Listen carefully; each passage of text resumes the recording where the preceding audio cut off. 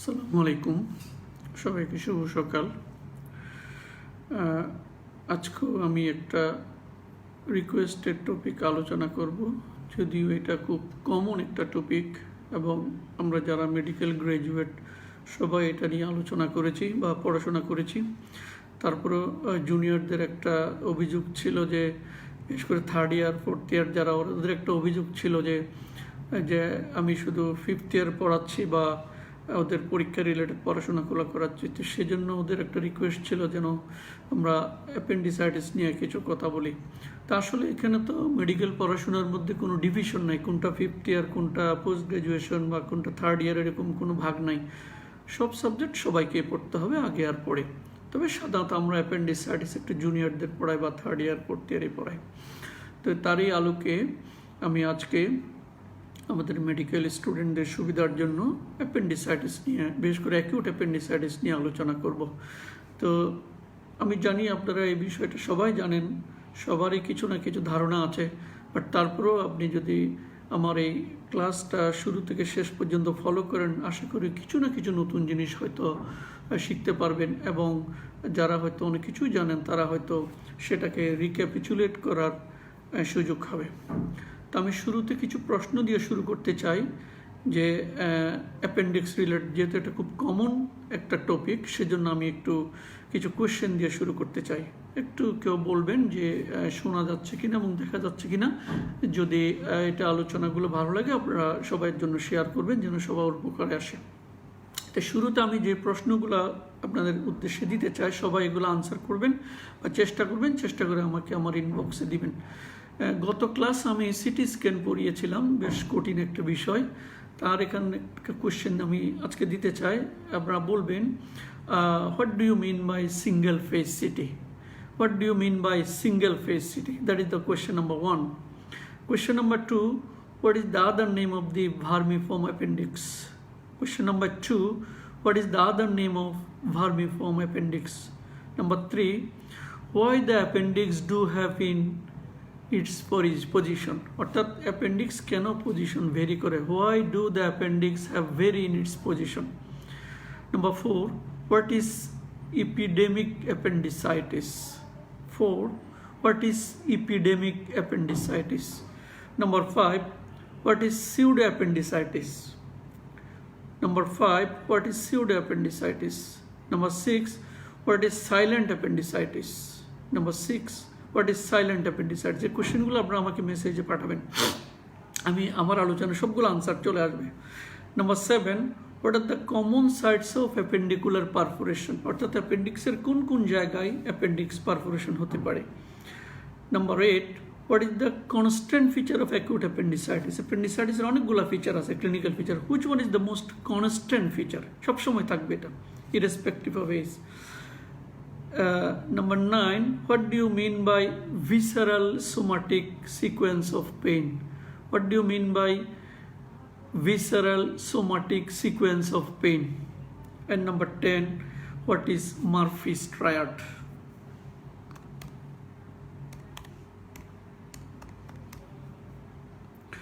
And number 10, what is Murphy's triad? And lastly, number 11, আমি একটা problem দিই। মনে করেন আপনি ওপেন অ্যাপেন্ডিসেক্টমি করতেছেন, বাট ওপেন করে দেখলেন যে অ্যাপেন্ডিক্স অ্যাবসোলুটলি নর্মাল, তাহলে কি করবেন? আমি আবার বলছি, suppose you are doing an open appendicectomy or lap appendectomy. In some cases you have seen the appendix is absolutely normal, no features of inflammation. So what are the things you can do? So these are all the questions you can answer, you can try, and you can write it me in my message option. Now আমি যদি শুরুতে আপনাদেরকে একটা ছবি দেখাই, how the appendix looks like. You see, this is the appendix and is the appendicitis. This is the specimen of appendicitis. This is the appendix whole length, and this is the mesoappendix. And this is another specimen in operative side. This is the cecum. Is the whole length is the appendix, and is a gangrenous appendix. So you see, this is the gangrenous appendix. That's how the appendicitis is. এখন আমি যদি শুরুতে কিছু কথা বলি appendix নিয়ে, যে what is appendicitis. আমরা জানি যে কোনো শব্দে যদি আইটিস থাকে that is nothing but the inflammation in most of the cases.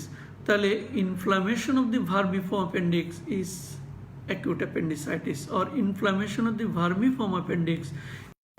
তাহলে most appendicitis is the most common cause of acute abdomen. আমরা যে বলি acute abdomen, what is the commonest cause of acute abdomen is another question. আমি শুধু question related আলোচনাগুলো করব।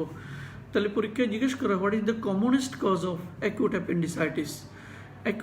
So what is the commonest cause of acute abdomen? So acute appendicitis is the commonest cause of acute abdomen.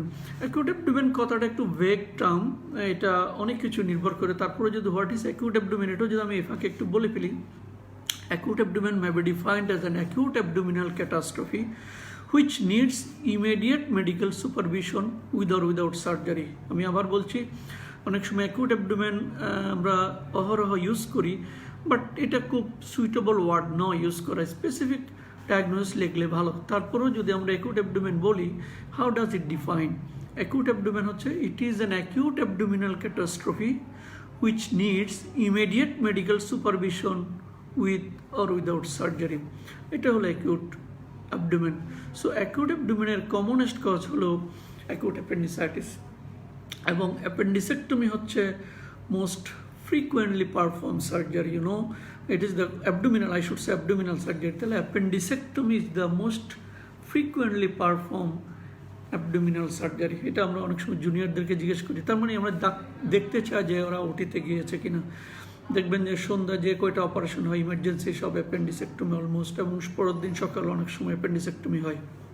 তাহলে আমরা জুনিয়রদেরকে দেখতে চাই তারা ওটিতে attend করেছে কিনা, যে মানে অথবা তাকে জিজ্ঞেস করা হয় যে কোন অপারেশন সে ওটিতে দেখেছে।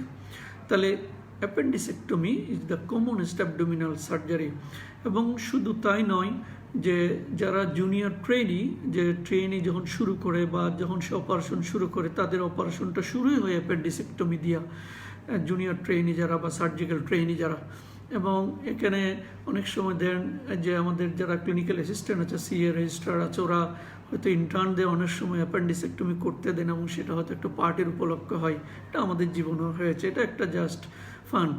তো সুতরাং but it is always supervised, not alone by the intern, but it is always supervised by the senior. তাহলে it is the commonest operation, commonest cause of acute abdomen, and it is the first surgery to be perform by the surgical training. এখন এর ডায়াগনোসিসটা হচ্ছে mostly clinical. আমরা বলি, সবসময় বলি যে mostly clinical diagnose, that's true. In some sense it is very easy to diagnose, but in some cases very difficult to diagnose. আমি এগুলা পরে আবার হয়তো ডিসকাস করব। এবং এর যে বলা হয় থেকে কোনো ফাংশন আছে কিনা, বলা হয় যে একটা ইমিউন ফাংশনে হেল্প করে, যেহেতু এখানে very much rich in lymphatics আর লিম্ফয়েড ফলিকলস, সুতরাং বলা হয় যে এটা ইমিউন সিস্টেমে কিছুটা হেল্প করে, এবং হয়তো গার্ড যে মাইক্রোবিয়া আছে ওদের যে মেনটেন করার কাজে ওর কিছু হেল্প আছে। এখন কিছু কিছু ক্ষেত্রে অ্যাপেন্ডিসেক্টমি বলা হয় যে প্রোটেক্টিভ, যেমন আলসারেটিভ কোলাইটিস। আমি সব ডিসকাশনগুলো আপনারা ফলো করবেন প্লিজ, যে আমি সব কোয়েশ্চেন আনসার রিলেটেড বলছি। যে অনেক সময় appendicectomy is protective, particularly in ulcerative colitis. যদি কোনো পেশেন্ট আলসারেটিভ কোলাইটিস নিয়ে ভোগে, বলা হচ্ছে যে অ্যাপেন্ডিক্স কেটে দিলে ওর এটা প্রোটেক্টিভ ইফেক্ট পাওয়া যায়। এবং ইনফ্লামেশন এবং অ্যাপেন্ডিক্সে কিন্তু অনেক সময় জিজ্ঞেস করা হয় যে টিউমার হয় কিনা। ইয়েস, দ্য অ্যাপেন্ডিক্সে টিউমার হয়, যেটা হলো কার্সিনয়েড টিউমার। তো কার্সিনয়েড টিউমার শুরুটা হয় খুব very benign condition, but in course of time if size is enlarged or near the base is a grievous consequences, অনেক সময় মেটাস্টাইজ হতে পারে। তো সেটা আমরা ওদিকে যাচ্ছি না। তাহলে এটাও হতে পারে। এবং আমরা যে প্রথমে একটা কোশ্চেন দিয়েছিলাম যে what is the other name of the vermiform appendix, it is also known as the abdominal tonsil. তাহলে অ্যাপেন্ডিক্স বডিতে আরও অনেকগুলো আছে, যে অ্যাপেন্ডিসে সিপিপ্লয়িকা, এটাও অনেক সময় কোয়েশ্চেন জিজ্ঞেস করা হয়। হ্যাঁ, তাহলে কোথায় কোথায় অ্যাপেন্ডিক্স আছে এটা একটু জেনে নেবেন। এবং অ্যাবডোমিনাল যে আমাদের টনসিল বলি, সেটাই হচ্ছে ভার্মিফর্ম অ্যাপেন্ডিক্স। এখন আমরা যদি এর অ্যানাটমি সম্পর্কে একটু বলি, যে কোনো সময় আমি যে কোনো টপিক পড়ানোর আগে আমাদের বেসিক অ্যানাটমি অর্থাৎ গ্রস অ্যানাটমি যেটা, সেটা আমাদের জানতে হবে। এটা জানতে হবে for the surgery purpose, for the investigation purpose. তো আমরা কমনলি যে জিনিসটা অ্যানাটমি জানতে চাই অ্যাপেন্ডিক্সে, সেটা হলো অ্যাপেন্ডিক্সের লেংথ। এটা অ্যাপেন্ডিক্সের লেংথ আপনারা জানেন যে 7 থেকে 10 centimetre, 7.5 to 10 centimetre, or 5 to 10 centimetre you can say. এবং এই লেংথটা ভেরি করে ইন্ডিভিজুয়াল টু ইন্ডিভিজুয়াল। দেখা গেছে যারা লম্বা তাদের অ্যাপেন্ডিক্সটাও লম্বা হয়। যেমন আমরা বলেছিলাম যারা লম্বা, হাইট যাদের বেশি তাদের ভেরিকোজ ভেইন বেশি হয় ডিউ টু দ্য গ্রেভিটি। ঠিক এখানেও যে যারা শর্ট তাদের অ্যাপেন্ডিক্সটা ছোট হয়, এবং যারা লম্বা তাদের অ্যাপেন্ডিক্সটা লম্বা হয়। এটা হলো একটা ইম্পর্টেন্ট। তাহলে লেংথটা জানার কি দরকার? আমার অন্তত একটু আইডিয়া থাকতে হবে যে লেংথটা কতটুকু, 5 to 10 সেন্টিমিটার অ্যাটলিস্ট।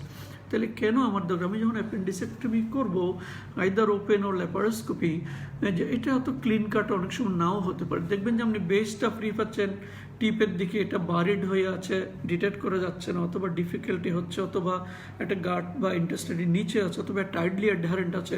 তো অনেক সময় টিপটা ধরুন অনেক সময় আনা যায় না, কথার কথা, অথবা অনেক সময় পর্যন্ত আমরা রিচ করতে পারি না। ঠিক একইভাবে আপনি টিপটা হয়তো ফ্রি পেলেন কিন্তু বেসটা পাচ্ছেন না। তাহলে আমি যখন একটা অ্যাপেন্ডিসেক্টমি করবো, যে টোটাল লেংথ একটা গ্যাচ করতে হবে, আমি কতটুকু আনলাম, বা টিপ আসছে কিনা, বা বেস আসছে কিনা। তো সুতরাং আমাকে লেন্থ সম্পর্কে আইডিয়া রাখতে হবে। এবং আমি যদি কিছু অংশ রেখে আসি, আমি যদি বেসে রেখে আসি তাহলে এটা স্টাম অ্যাপেন্ডিসাইটিস হবে। আমি যদি টিপে রেখে আসি তাহলে ওটা যদি ভাস্কুলার থাকে তাহলে অ্যাপেন্ডিসাইটিস আবার হতে পারে। ইভেন আমাদেরও একবার হয়েছিল এরকম। যে তাহলে লেন্থ সম্পর্কে আমাদের জানতে হবে। আরটা হচ্ছে যে ডায়ামিটার, যে সাধারণত external diameter of the appendix is 3 to 8 millimetre. কেন ডায়ামিটার আমাদেরকে জানতে হবে? এটা এই কারণে জানতে হবে, আমরা যখন ইনভেস্টিগেশন করবো, বিশেষ করে যে সিটি স্ক্যান অথবা আল্ট্রাসোনোগ্রাফি অ্যাডভাইস দেবো, ওরা তো ডায়ামিটার দেখে বলবে যে এটা ইনফ্লেম কি ইনফ্লেম নয়। যে সুতরাং এই জন্য ডায়ামিটার, অথবা আমরা যে আল্ট্রাসোনোগ্রাফির পিকচার দেখবো বা সিটি স্ক্যানের ইমেজ দেখে আমরা অনেক সময় আইডিয়া পেতে পারি। সুতরাং if you don't know the diameter of the appendix normal, so how can you assess the pathology one? তো সুতরাং ডায়ামিটারটা আমাকে জানতে হবে। আর একটা জিনিস জানতে হবে যে লুমিনাল ডায়ামিটার, যে অ্যাপেন্ডিক্স যে আছে, অ্যাপেন্ডিক্সের যে লুমেনটা আছে, লুমিনাল ডায়ামিটারটা কত? এটা সাধারণত 1 to 3 মিলিমিটার বলা হয়ে থাকে। এবং এটা বলা হয় যে এটা আমাদের যে ম্যাচ স্টিক আছে, ম্যাচ স্টিক, এই ম্যাচ স্টিকের সাইজের সমান লুমিনাল ডায়ামিটারটা।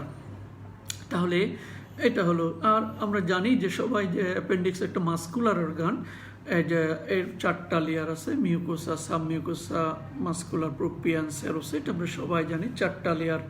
হ্যাঁ, অনেক সময় আমরা পাই, অনেক সময় আমরা সেরোসা রেখে দিই, শুধু মিউকোসাগুলো নিয়ে আসি, অনেক সময় এরকম হতে পারে, রেয়ারলি। সুতরাং 4টা লেয়ার আছে, এটা আমাদেরকে মনে রাখতে। আরেকটা জিনিস হচ্ছে যখন নিউট্রোফিল যখন মাস্কুলার লেয়ারে পাওয়া যায়, that is the hallmark of histological findings of the acute appendicitis. সুতরাং যে 4টা লেয়ার আছে এটা আমাদের জানতে হবে। এবং আমাদের সময় যখন আমরা পার্ট 1 দিয়েছিলাম FCPS 98-এ, তখন আমাদের অ্যাপেন্ডিক্সের হিস্টোলজির স্লাইড দেওয়া হতো বা হিস্টোপ্যাথোলজি দেওয়া হতো। তো সুতরাং এগুলো আমাদের জানতে হয়েছে। আর কি থাকে, একটা অ্যাপেন্ডিক্স, একটু মেজো অ্যাপেন্ডিক্স থাকে, আপনারা জানেন, আমি ছবি দেখাবো, ডোন্ট ওয়ারি। যে মেজো অ্যাপেন্ডিক্সের থ্রুতে যে অ্যাপেন্ডিকুলার আর্টারিগুলো আছে কীভাবে ডিরেকশন, আমি যখন ছবি দেখাবো তখন এটা ডিসকাস করব। এবং এই মেজো অ্যাপেন্ডিক্স অনেক সময় ট্রান্সপারেন্ট হতে পারে, বিশেষ করে বাচ্চাদের মেজো অ্যাপেন্ডিক্স খুব ট্রান্সপারেন্ট হয়। নর্মাল অ্যাপেন্ডিক্সও অনেক সময় ট্রান্সপারেন্ট, বাট অনেক সময় ওবেস পেশেন্ট, ফ্যাটি পেশেন্ট, তাদের মেজো অ্যাপেন্ডিক্স খুব ফ্যাট লেডেন থাকে। ইভেন অনেক সময় ইনফ্লামেশন মেজো অ্যাপেন্ডিক্স পর্যন্ত ছড়িয়ে যায়। তাহলে এটা হলো মেজো অ্যাপেন্ডিক্স। এখন এই মেজো অ্যাপেন্ডিক্সের থ্রুতে আমি ছবি দেখাবো যে অ্যাপেন্ডিকুলার আর্টারিটা ক্রস করে, যখন অ্যাপেন্ডিকুলার আর্টারি ক্রস করে, সেই অ্যাপেন্ডিকুলার আর্টারি থ্রম্বোসিস হয়ে যেতে পারে। তখনই অ্যাপেন্ডিকুলার আর্টারি যেহেতু একটা এন্ড আর্টারি, এবং এটা যখন থ্রম্বোসিস হয়ে যায় তখন এটা গ্যাংগ্রেনাস অ্যাপেন্ডিসাইটিস হয় বা পারফোরেশন হয়। এটা আমরা পরে ছবি দেখাবো। এখন এই অ্যাপেন্ডিক্সটা বয়সের সাথে সাথে কিছুটা ডেভেলপমেন্ট হয়, এটা আমরা জানি। এবং অ্যাট বার্থ এটা খুব শর্ট থাকে এবং ব্রড থাকে বা বাচ্চার জন্মের সময়, কিন্তু যখন বড় হয় এটা আস্তে আস্তে লম্বা হয় এবং চিলড্রেনে এটা টিউবুলার স্ট্রাকচার হয়। এবং সাধারণত 2 বছরের পরে সাধারণত টিউবুলার স্ট্রাকচার। এটা কেন বলছি আমরা, যে অ্যাপেন্ডিসাইটিস তো বিভিন্ন এজে হতে পারে। তো সুতরাং কোন এজের অ্যাপেন্ডিক্স কীরকম এটা যদি আমি না জানি তাহলে ডিল করাটা ডিফিকাল্ট। তো সুতরাং অ্যাপেন্ডিক্স অ্যাট বার্থ এটা খুব শর্ট অ্যান্ড ব্রড থাকে, কিন্তু যখন বয়স বাড়ে এটা টিউবুলার হয়, লম্বা হয়, এবং বয়স 2 বছর হলে সাধারণত টিউবুলার হয়ে যায়। এখন আমরা জানি যে অ্যাপেন্ডিক্সের অনেকগুলো পজিশন আছে।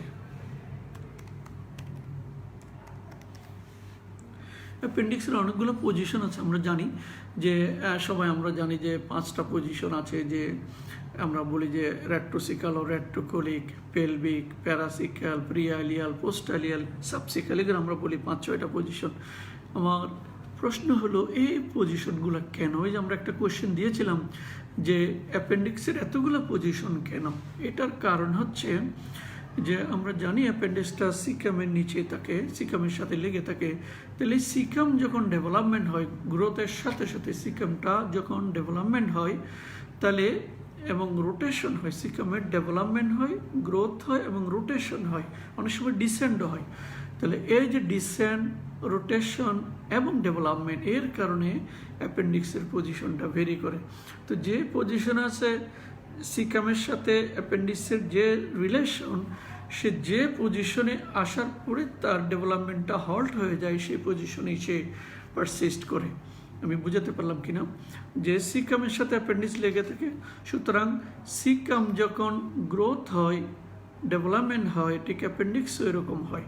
সুতরাং সিকাম গ্রোথ হওয়ার সাথে সাথে যে রোটেশন হয়, অ্যাপেন্ডিক্সও ঠিক তার রোটেশন করে। ফলে এই জন্য সিকামের সাথে সাথে অ্যাপেন্ডিক্সের পজিশনও ভেরি করে, যেমন রেট্রোসিকাল, রেট্রোকোলিক, পেলভিক, প্যারাসিকাল, সাবসিকাল, প্রিয়ালিয়াল, পোস্টালিয়াল। আমি ছবি দেখাবো। সুতরাং এই জন্য সিকামের সাথে সাথে এইটা রোটেশনটা হয়। এখন বেস অফ দ্য, আমরা জানি যেহেতু পজিশনটা অনেকগুলো ভেরি করে, যে অ্যাপেন্ডিক্সের পজিশন আমরা বললাম 6টা পজিশনে আছে, কিন্তু যে বেসটা অলওয়েজ ফিক্সড, অ্যাপেন্ডিক্সের বেস অলওয়েজ ফিক্সড। আমি দেখাবো ছবি সহ যে অ্যাপেন্ডিক্সের বেসটা কোথায় থাকে। আমরা তো জানি এটা সিকাম থেকে থাকে। তো সিকামে আরেকটা ওপেনিং আছে, এটা হচ্ছে আইলিওসিক্যাল ওপেনিং।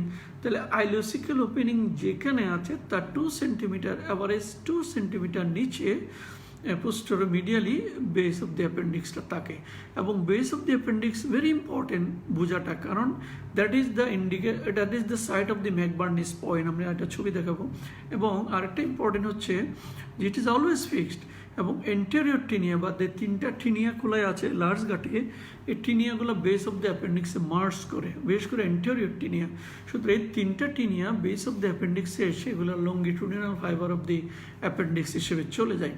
তো সুতরাং আমরা যখন অ্যাপেন্ডিসেক্টমির কথা বলবো, পরীক্ষায় জিজ্ঞেস করা হয় যে আপনি অ্যাপেন্ডিক্স কেমনি আইডেন্টিফাই করবেন। অনেক সময় আমরা ইনসিশন দেওয়ার পরে অথবা আমরা ল্যাপারোস্কোপি করার সময় বা মিনি ল্যাপারোস্কোপি করার সময় ইজিলি অনেক সময় পেয়ে যায় অ্যাপেন্ডিক্স, বাট অনেক সময় পাওয়া নাও যেতে পারে। তখন আমাদের একটা গাইডলাইন হলো সিকাম খোঁজা। সিকাম করার পর আমরা টিনিয়া কোলাই খুঁজি, বিশেষ করে এন্টেরিয়র টিনিয়া। সুতরাং এন্টেরিয়র টিনিয়া যেখানে শেষ অথবা যেখানে শুরু, যেটাই বলি না কেন, ওখান থেকে আমরা অ্যাপেন্ডিক্সটা ফলো করা শুরু করি। কারণ সেটা যেখানেই থাক, বেসটা ফিক্স থাকবে। আমরা বেস যদি পেয়ে যাই তাহলে এটাকে ফলো করে integrate with আমরা এপিসেক দিকে যেতে পারি। সুতরাং base of the appendix is fixed. I mean, it is very important. You can follow the base through the following anterior tinea or any other tinea, এবং it is usually 2 cm below the ileocecal opening, সিকামের মধ্যে থাকে এবং পোস্টেরোমিডিয়ালি থাকে। এখন যদি এই caecum migrate না করে, আমরা বলছিলাম যে সিকামের লেফট থেকে রাইটে রোটেশন হয় অথবা লিভারের কাছ থেকে নিচে চলে মাইগ্রেট হয়। তো যদি মাইগ্রেশন না করে সিকামটা রাইট হাইপোকন্ড্রিয়ামেই থেকে যায়, সাব হেপাটিক এরিয়াতে থেকে, তাহলে আমরা অ্যাপেন্ডিক্সটাও সাব হেপাটিক পাবো। আমরা এটা খুব একটা আনকমন নয়, আমরা অনেকগুলো পাই যে হাই আপ অ্যাপেন্ডিসাইটিস আমরা ক্লিনিক্যালি বলি, বাট ল্যাপারোস্কোপি করে দেখলে যে একদম sub hepatic near the gall bladder যে অ্যাপেন্ডিক্স হয়। তো সেক্ষেত্রে অনেক সময় ডায়াগনোস একটু ডিফিকাল্ট হয়, অথবা ইনভেস্টিগেশন কিছুটা হেল্প লাগে, অথবা এক্সটেন্সিভ কাউন্সেলিং করতে হয়, অথবা আগে ল্যাপারোস্কোপি করে লাগে। সো এটা অন্য বিষয়। আর যদি ম্যাল রোটেশন হয়, গাটের ম্যাল রোটেশন হয়, তাহলে আমরা অ্যাপেন্ডিক্স অনেক সময় লেফট আইলিয়াক ফোসাতে পেতে পারি। আমি আমার এই ক্যারিয়ার একটা পেয়েছি, ভেরি ডিফিকাল্ট টু ডায়াগনোস। আমরা ল্যাপারোস্কোপি করে আলটিমেটলি ডায়াগনোস করেছিলাম। তো সুতরাং বলা হয় যে 1 লাখে একটা লেফট আইলিয়াক ফোসাতেও থাকতে পারে। আর অ্যাপেন্ডিক্সে যে ওপেনিং, সেখানে ছোট্ট একটা ভাল্ব থাকে, এটাকে বলা হচ্ছে ভাল্ব অফ গেরাল্ডস। এটা হয়তো আপনারা জানেন না, যে আমি এটা ছবি দেখাবো সবগুলার। এবং অনেক সময় ডুপ্লিকেশন অফ দ্য অ্যাপেন্ডিক্স হতে পারে। তাহলে আমি যদি একটু যতগুলো এখন আলোচনা করলাম, এগুলো যদি একটু ছবি দেখে আপনারা দেখেন এই যে ডুপ্লিকেশন, যে অ্যাপেন্ডিক্স বেস দেখেন বার্ড বিক অ্যাপেন্ডিক্স বলে। তবে আমি এগুলো এখনো পাইনি আমার কেরিয়ারে, যে বার্ড বিক্স অ্যাপেন্ডিক্স, এটা দেখেন ডুপ্লিকেশন, দুটো আলাদা অ্যাপেন্ডিক্স, সিকাম একটা, এটা সিকাম একটা, অ্যাপেন্ডিক্স টোটালি দুটা। আর এখানে হচ্ছে সিকাম দুটা, অ্যাপেন্ডিক্সও দুটা, দেখেন দুটা এটা একটা সিকাম, এটা একটা সিকাম, এটা অ্যাপেন্ডিক্স দুটা। তাহলে ডাবল সিকাম ডাবল অ্যাপেন্ডিক্স হতে পারে, সিঙ্গেল সিকাম ডাবল অ্যাপেন্ডিক্স হতে পারে, single caecum simple appendix but টিপটা বাইফিট, এটাকে বলা হচ্ছে বার্ড বিক, এটা হতে পারে। এখন আমরা যে বলছিলাম যে অ্যাপেন্ডিক্সটা দেখতে কীরকম, you see this is a normal appendix, how it looks like. এটা যে ছবিটা এখন আমি দেখাচ্ছি এটা নর্মাল একটা অ্যাপেন্ডিক্স, এটা হলো সিকাম, এটা টিনিয়াকুলা, এই যে হোয়াইট যে স্ট্রাকচার লঙ্গিটুডিনাল মাসল ফাইবার, এটা হচ্ছে টিনিয়াকুলা, এটা অ্যান্টেরিয়র টিনিয়াকুলাই, এটা বেসটা এখানটা আছে, এটা বেস অফ দি অ্যাপেন্ডিক্স, এটা হচ্ছে টিপ। এই যে সাদা জিনিসটা দেখতে পাচ্ছেন এটা হলো মেজো অ্যাপেন্ডিক্স। এই যে অ্যাপেন্ডিকুলার আর্টারি কার ব্রাঞ্চ, এটাও পরীক্ষায় জিজ্ঞেস করে, it is the lower division of the ileocolic artery, so it is the main appendicular artery. আমরা এটা পরীক্ষায় সব কিছু জিজ্ঞেস করে অ্যাপেন্ডিকুলার আর্টারি কোথায় থাকে, যে অ্যাপেন্ডিকুলার আর্টারি সাধারণত ফ্রি মার্জিন অফ দি মেজো অ্যাপেন্ডিক্স থাকে, এবং এই যখন সে অ্যাপেন্ডিক্সের টিপের দিকে যায় তখন এখান থেকে কিছু কিছু ব্রাঞ্চ হয়। তবে এখানে একটা অ্যাক্সেসরি অ্যাপেন্ডিকুলার আর্টারি থেকে যেটা বেসে সাপ্লাই দেয়, এটা অনেক সময় রিকারেন্ট মানে অ্যাসেন্ডিং অ্যাপেন্ডিকুলার আর্টারি বলে অথবা অ্যাক্সেসরি বলে। এটা অনেক সময় একটু ইম্পর্টেন্ট, বেসটা বাঁধার সময় কেয়ারফুল থাকতো, নাহলে ওখান থেকে একটু ব্লিডিং হয়। তাহলে এটা হলো appendicular artery, it lies at the free margin of the mesoappendix, এবং যখন সে কোর্স করে তখন সে ছোটো ছোটো ব্রাঞ্চগুলো বডিতে দেয়, এভাবে দিয়ে থাকে। So this is the normal anatomy of an appendix and its mesoappendix and the caecum and the taenium. এটা একটু দেখেন স্কেচ, যে এটা তো বুঝতে পারতেছেন অ্যাসেন্ডিং কোলন, এটা সিকাম, এটা অ্যাপেন্ডিক্স, এটা আইলিয়াম, টার্মিনাল আইলিয়াম। তো সুতরাং টার্মিনাল আইলিয়াম যেখানে ওপেন করে আমি বলছিলাম যে বেস অফ দি অ্যাপেন্ডিক্স তার 2 সেন্টিমিটার নিচে থাকে। তো সুতরাং আমি এটা একটু আইডেন্টিফিকেশন, আমি অ্যাপেন্ডিক্স কীভাবে আইডেন্টিফাই করব, যে আমি আইলিয়াম ফলো করতে পারি, আমি সিকাম ফলো করতে পারি, আমি টিনিয়া কলয় ফলো করতে পারি, then I can identify the base and how it looks like. You see এই যে এটা হলো অ্যাপেন্ডিক্স, এটা অ্যাপেন্ডিক্স, এটা বেস অফ দি অ্যাপেন্ডিক্স, এটা ইন্টেরিয়র টিনিয়াম মার্চ করে এখানে, এবং এটা হচ্ছে আইলিয়াল ওপেনিং। এটা হচ্ছে একটা ইনফ্লেমড অ্যাপেন্ডিক্স ল্যাপারোস্কোপিক ভিউ। আমি যা দেখাচ্ছি, আমরা বেস এখানে লাইগেট করি, এটা হলো মেজো অ্যাপেন্ডিক্স। এটা আমরা বাইপোলার দিয়ে পুরোতে পারি, হারমোনিক দিয়ে পুরোতে পারি, লিগাসিউর দিয়ে পুরোতে পারি, whatever the electric device or the power device we have, এবং this is the base. Base সাধারণত এটা মনে রাখবেন, আমি যদি এটা একটু আবার পোস্ট গ্রাজুয়েট লেভেলে কথা বলছি, বেস ক্লিপ আছে আমাদের কাছে, ক্লিপ আমি পার্সোনালি ইউজ করি না, অনেক সময় ক্রাশ হয়ে যায়, তাহলে আমরা বেসে লাইগেট করি, আমরা এটা যে ভেক্রিল দিয়ে বেঁধে দিই, এবং this is the inflamed appendix. You see this another inflamed appendix. এই ছবিটা আমি এই জন্য দেখাচ্ছি, তো ফোকাল অ্যাপেন্ডিসাইটিস দেখেন, যে টিপ থেকে বডি থেকে শুরু করে এ পর্যন্ত একদম গ্রসলি ইনফ্লেম, বাট দেখেন বেসের কাছাকাছি এটা খুব নর্মাল মনে হচ্ছে।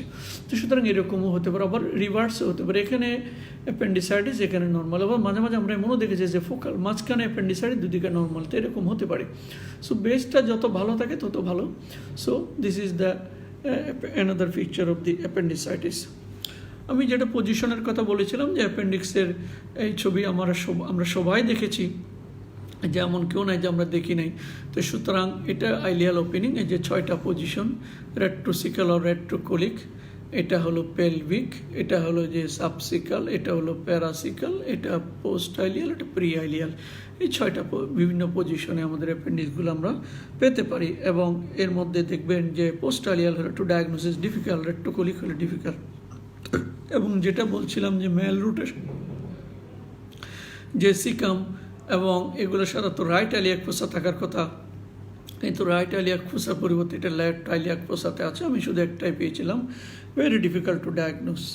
আরটা বলছিলাম যে যদি ডিসেন্ড না করে, যে দেখেন এটা হলো লিভার, এটা গল ব্লাডার, জাস্ট অ্যাপেন্ডিক্স, দেখেন যেখানে গল ব্লাডার থাকার কথা সেখানেই অ্যাপেন্ডিক্স, যদি এটা নর্মাল অ্যাপেন্ডিক্স ইনসিডেন্টাল ফাইন্ডিং, তাহলে এই যে লিভারের নিচে আমি বলছিলাম যে অ্যাপেন্ডিক্স সাব হেপাটিক থাকতে পারে। তো যদি এরকম সাব হেপাটিক একটা অ্যাপেন্ডিক্স পাওয়া যায়, তাহলে আপনি কী করবেন? এরকম একটা প্রবলেম পোস্ট গ্রাজুয়েশনে দিতে পারে, যে what you will do if you find an incidental appendix in the sub hepatic area. আমি আনসার করব I will do the surgery for it, because otherwise the later it will create a problem for the diagnosis. তাহলে আমি হয়তো gall bladder operation করতে গেলাম, দেখলাম যে ওর কাছে আমার অ্যাপেন্ডিক্সটা আছে, তাহলে আমি নর্মাল অ্যাপেন্ডিক্স হওয়া সত্ত্বেও আমি এটাকে অ্যাপেন্ডিসেক্টমি করে দেবো। It is called the incidental appendicectomy. কারণ আমি যদি এটা রেখে দিই তাহলে সাবসিকুয়েন্টলি যদি অ্যাবডোমিনাল পেইন নিয়ে রুগী আসে, রাইট অ্যাপিকুন্ডিয়াল পেইন নিয়ে আসে, কারণ আমি তো গল ব্লাডার কেটে ফেলেছি, তাহলে আবার রাইট অ্যাপিকুন্ডিয়াল পেইন কমনলি হবে কেন? তাহলে অ্যাপেন্ডিক্স রয়ে গেল, তো সেই জন্য আমরা এটা কেটে ফেলবো। আরেকটা ছবি দেখেন যে এটা লিভার, হাউ অ্যাডহেশন দেয়ার, এটা হলো ডায়াফ্রাম, এটা হলো লিভার এবং সাব হেপাটিক গল ব্লাডারের সাথে যেখানে থাকে এবং এরকম লেগে আছে। আর একটু জিনিস দেখাই আমি, যে এটা হলো যে colonoscopic view of the opening of the যে অ্যাপেন্ডিক্স। এই যে বলছিলাম যে অ্যাপেন্ডিংটা প্যাটেন্ট আছে, এবং এই লুমেন যখন ব্লক হয়ে যাবে তখন অবস্ট্রাকটিভ টাইপ অফ অ্যাপেন্ডিসাইটিস হয়, সেটা আমি একটু পরে ডিসকাস করব। এবং আমি একটু আগে বলছিলাম যে what is valve of Gerlach's, this is the valve of Gerlach's, যে বলা হচ্ছে যে অ্যাপেন্ডিক্সের একটা ছোট্ট ফোল্ড অফ মিউকাস মেমব্রেন থাকে, that is the valve of Gerlach's. এটা একটু মনে রাখবেন। এটা হলো normal opening of the colonoscopic view. You see how the inflame appendix is, এটা হচ্ছে ইনফ্লেমড অ্যাপেন্ডিক্সের ইন্টারনাল ওপেনিং অলমোস্ট অক্লুডেড। আর এটা হচ্ছে একটা ইনফ্লেমড অ্যাপেন্ডিক্স, কিন্তু দেখেন কিছু ডেব্রিস এখানে দেখা যাচ্ছে। আমি এই ছবিটা এই জন্য দেখা যাচ্ছি, যারা পোস্ট গ্রাজুয়েশন তাদেরকে হয়তো জিজ্ঞেস করতে পারে যে অনেক সময় এখন কিছু কিছু স্টাডি দেখা গেছে যে কলোনোস্কোপি করে যে যদি লুমিনাল অ্যাপেন্ডিক্সের লুমেনটাকে ওয়াশ করে দেওয়া যায়, কিছু কিছু ক্ষেত্রে এটা ভালো হয়ে যাচ্ছে। আমি আবার বলছি যে why I am showing this lumen, because there is a study that যে যদি আপনি কলোনোস্কোপি করে lumen of the appendix is wash out করে দিতে পারেন বা ক্লিন আউট করে দিতে পারেন, তাহলে অ্যাপেন্ডিক্স অনেক ক্ষেত্রে ইমপ্রুভ করে যায় বা ভালো হয়ে যায়। তো সুতরাং this are the few picture on appendicitis, এটা একটু মনে রাখবেন। এখন আমরা যদি ইটিওলজি বলি অ্যাপেন্ডিক্সের, এটা আমরা সবাই জানি কাদের অ্যাপেন্ডিসাইটিসটা বেশি হয়, যে সাধারণত টিন এজ, যারা আমরা বলি টিন হলো 13 থেকে 19 টিন, সুতরাং 13 থেকে 20 পর্যন্ত যারা, তাদের অ্যাপেন্ডিসাইটিস কমনলি হয়। তবে অন্য বয়সে যে হতে পারবে না তা কিন্তু নয়, তবে এই বয়সে বেশি হয়। এবং আমরা যদি মেল ফিমেল ডিস্ট্রিবিউশনটা বলি, যে এক একটা গ্রুপে এক একটা ডিস্ট্রিবিউশন হয়, তবে অন ইন অ্যাভারেজ মেলের কিছুটা হয়তো বেশি, মেবি 3:2 আর 40-60 এরকম। এখন কাদের হয়, যাদের ডায়েটারি কিছুটা ইম্পর্টেন্স আছে, যারা সাধারণত carbohydrate diet, refined carbohydrate diet বেশি হয় অথবা ফাইবার ডায়েট কম খায়, তাদের এটা বেশি হতে পারে। এবং আমরা বলেছিলাম যে ফাইবার ডায়েটের অনেকগুলো অ্যাডভান্টেজ আছে, যে ফাইবার ডায়েট হলে হেমোরাইডাল ডিজিজগুলো কম হয়, অ্যানাল ফিশার কম হয় এবং ফিস্টুলা কম হয়, এবং যদি ফাইবার ডায়েটের কোলনিক ক্যান্সারগুলো কম হয়, ফাইবার ডায়েট হলে অ্যাপেন্ডিসাইটিস কম হয়। So try to be use to fibre diet খাবেন সবাই, এবং এটা অনেক লাভ, শাকসবজিগুলাই ফাইবার ডায়েট। এবং আমি একটু বলেছিলাম যে একটা প্রশ্ন দিয়েছিলাম যে হোয়াট ইজ ইপিডেমিক অ্যাপেন্ডিসাইটিস। যদিও বিষয়টা আমাদের দেশের জন্য নয়, ইউরোপিয়ান কিছু স্টাডি দেখছে ওরা যে মে টু অগাস্ট মাসে ওদের অ্যাপেন্ডিসাইটিসটা বেশি হয় ইউরোপে। সুতরাং মে, জুন, জুলাই, আগস্ট এই 4 মাসে অ্যাকুট অ্যাপেন্ডিসাইটিস খুব বেশি হয়, সেই জন্য এটাকে ওখানে বলে যে ইপিডেমিক অ্যাপেন্ডিসাইটিস। তাহলে এর কোনো ফ্যামিলি হিস্ট্রি আছে? ইয়েস, বলা হচ্ছে যে ফার্স্ট ডিগ্রি রিলেটিভের 30% হচ্ছে যে ফ্যামিলিয়াল, অর্থাৎ এটার একটা ফ্যামিলি হিস্ট্রি আছে। এবং আপনি যদি খবর নিয়ে দেখেন যে তার ফার্স্ট ডিগ্রি রিলেটিভের মধ্যে 30% was affected by the acute appendicitis.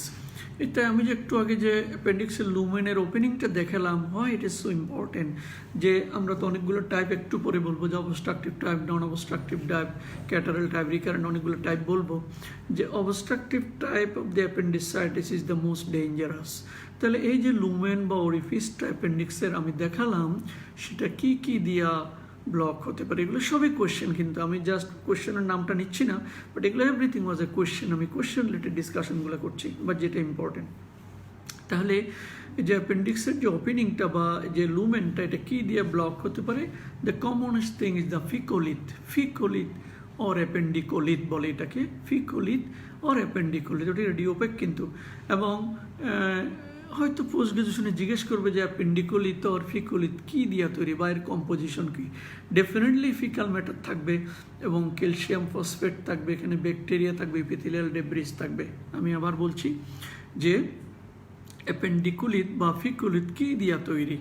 এখানে ডেফিনেটলি ফিকাল ম্যাটার থাকবে, একটা জিনিস ফিকাল ম্যাটার, এখানে ক্যালসিয়াম ফসফেট থাকবে যার কারণে রেডিওপেক হবে, ব্যাকটেরিয়া থাকবে এবং মিউকোজাল ডেব্রিজ থাকবে। So these are all contents of the ফিকোলিথ।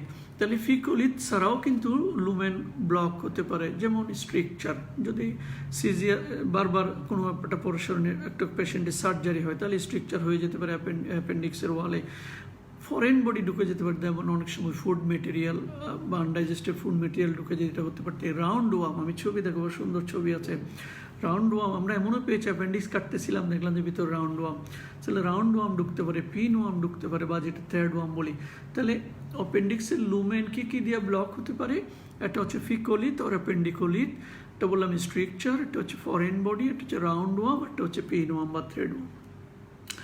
এবং ইটিওলজির মধ্যে এটা ব্যাকটেরিয়া তো ডেফিনেটলি আছে, এবং অনেক সময় কার্সিনোমা সিকাম যদি হয়, যদি ওর লুমেনটাকে অক্লুড করে, তাহলে এটা লুমেনটা ব্লক হয়ে অ্যাপেন্ডিসাইটিস করতে পারে। সেজন্য হয়তো আমরা মনে থাকি কিনা যে পরে হয়তো বলতে পারি যে একটা 40 ইয়ার্সের উপরের পেশেন্ট যদি অ্যাকিউট অ্যাপেন্ডিসাইটিস নিয়ে আমাদের কাছে আসে অথবা অ্যাপেন্ডিকুলার লাম নিয়ে আসে অ্যাবাভ দ্য এজ অফ 40, তাহলে তাদেরকে routinely subsequently before surgery or before any plan of surgery routine colonoscopy করে দেখতে হবে up to caecum or terminal ileum if possible, যে তার ওই জায়গার কোনো প্যাথোলজি, লুমিনাল প্যাথোলজি আছে কিনা অ্যাবাভ দ্য এজ অফ 40। কারণ আমরা একটু আগে বললাম যে কার্সিনোমা সিকামের কারণে অ্যাকিউট অ্যাপেন্ডিসাইটিস হতে পারে particular above the age of 40। সুতরাং above the age of 40 before going for appendicectomy have to do the colonoscopy, এটা একটু মনে রাখতে হবে। এবং আরেকটা যেটা বলছিলাম যে what is pseudo appendicitis? Pseudo appendicitis হচ্ছে অ্যাকচুয়ালি সুডো মানে আমরা বুঝতে পারতেছি যে এটা ফলস, যে appendicitis due to the acute terminal ileitis due to the Yersinia infection. যে অনেক সময় টার্মিনাল আইলিয়াইটিসের কারণে যেহেতু কাছাকাছি থেকে সেকেন্ডারি ইনফেকশন হতে পারে অ্যাপেন্ডিসাইটিস, সেটাকে বলা হচ্ছে সিউডো অ্যাপেন্ডিসাইটিস, অর্থাৎ নট ট্রু অ্যাপেন্ডিসাইটিস। তাহলে এখন আমি যে বলছিলাম যে অ্যাপেন্ডিকোলিথ বা ফিকোলিথ এটা রেডিওপেক, তার প্রমাণগুলো একটু দেখে আপনারা দেখবেন। আমি যদি একটু ছবি দেখে তাহলে মনে থাকবে। দেখেন প্রথমে দেখাচ্ছি আমি একটা, এটা হচ্ছে যে একটা এক্সরে পেলভিস, দেখেন একটা রেডিওপেক শেডো এখানে দেখা যাচ্ছে just near the site of the appendix ischial স্পাইনের কাছে। তাহলে এটা cannot be an ureteric stone, কারণ ইউরোটারিক স্টোনগুলো খেজুর বিচির মতো হয়, আপনারা জানেন। দেখেন এটা গোলাকার, তাহলে এটা হয়তো পারে একটা ফরেন বডি বা অন্য কিছু হতে পারে। তাহলে it is one of the possibility of appendicolith. যদি আমরা কোনো রোগীর এরকম ইনসিডেন্টাল অ্যাপেন্ডিকোলিথ পাই, then the absolute indication of the appendicectomy. মনে রাখবেন, আমি আবার বলছি, যদি কোনো রোগীর ইনসিডেন্টালি অ্যাপেন্ডিকোলিথ পাওয়া যায় either in sonography or city or incidental during other surgery, তাহলে এটা অ্যাপেন্ডিসাইটিস না থাকলেও এটা অ্যাপেন্ডিসেক্টমি করে দিতে হবে। এটা দেখেন একটা সিটি স্ক্যান, আমি গতকাল সিটি স্ক্যান নিয়ে বলেছিলাম। দেখেন এটা মনে করতে পারেন এটা কোন ধরনের সেকশন, এটা করোনাল সেকশন দেখাচ্ছি। দেখেন full length of the appendix দেখা যাচ্ছে এবং full almost whole of the length is full of faecolith. হ্যাঁ, তাহলে সিটি স্ক্যানে ফিকোলিথ বোঝা যেতে পারে, প্লেন এক্সরে অনেক সময় বোঝা যেতে পারে, even ultrasonography you see just like the gallbladder stone, মনে হচ্ছে অ্যাকাউস্টিক শ্যাডো পড়েছে। So this is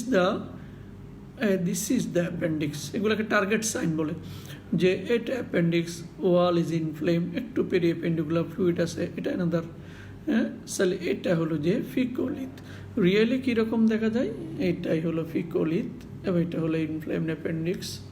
another you see the how dilated the appendix is a faecolith. তো সুতরাং ফিকোলিথ দিয়া অ্যাপেন্ডিক্সের লুমেন ব্লক হতে পারে। অ্যান্ড নেক্সট হলো আমরা বলছিলাম যে এটা হচ্ছে কোলোনোস্কোপিক ভিউ, এটা যে internal opening of the appendix in the caecum. তাহলে স্কারিজ লুমব্রিকয়েডস দিয়েও কিন্তু লুমেনটা ব্লক হতে পারে। সো এই স্কারিজ লুমব্রিকয়েড যখন লুমেন ব্লক করে দিবে, আমি পরে বলবো প্যাথোজেনেসিসে অ্যাপেন্ডিসাইটিস হতে পারে। You see the base of the appendix কাটার সময় এটা দেখা যাচ্ছে। হ্যাঁ, এবং এটা রাউন্ড ওয়াম, পিন ওয়াম দেখেন, ছোট্ট ছোটো অ্যাপেন্ডিক্সের বেস কাটার পরে অনেকগুলা পিন ওয়াম দেখা যাচ্ছে এখানে, ছোট্ট ছোটো পিন ওয়াম। এবং আমরা যে বলছিলাম যে ফিকোলিথ দিয়ে ব্লক হতে পারে, এটা colonoscopic view. You see the অ্যাপেন্ডিক্সের opening is full of faecolith. তো সুতরাং আমরা বললাম যে কী দিয়া এটা ব্লক হতে পারে, সবগুলো ছবি দেখালাম। এখন আমরা যদি বলি যে এর প্যাথোজেনেসিস কি, আমরা তো টাইপ অনুযায়ী যদি প্যাথোজেনেসিসটা বলি, আমরা বললাম যে একটা অ্যাকিউট নন অবস্ট্রাকটিভ টাইপ, আরটা হচ্ছে অবস্ট্রাকটিভ টাইপ, মেইনলি দুটা।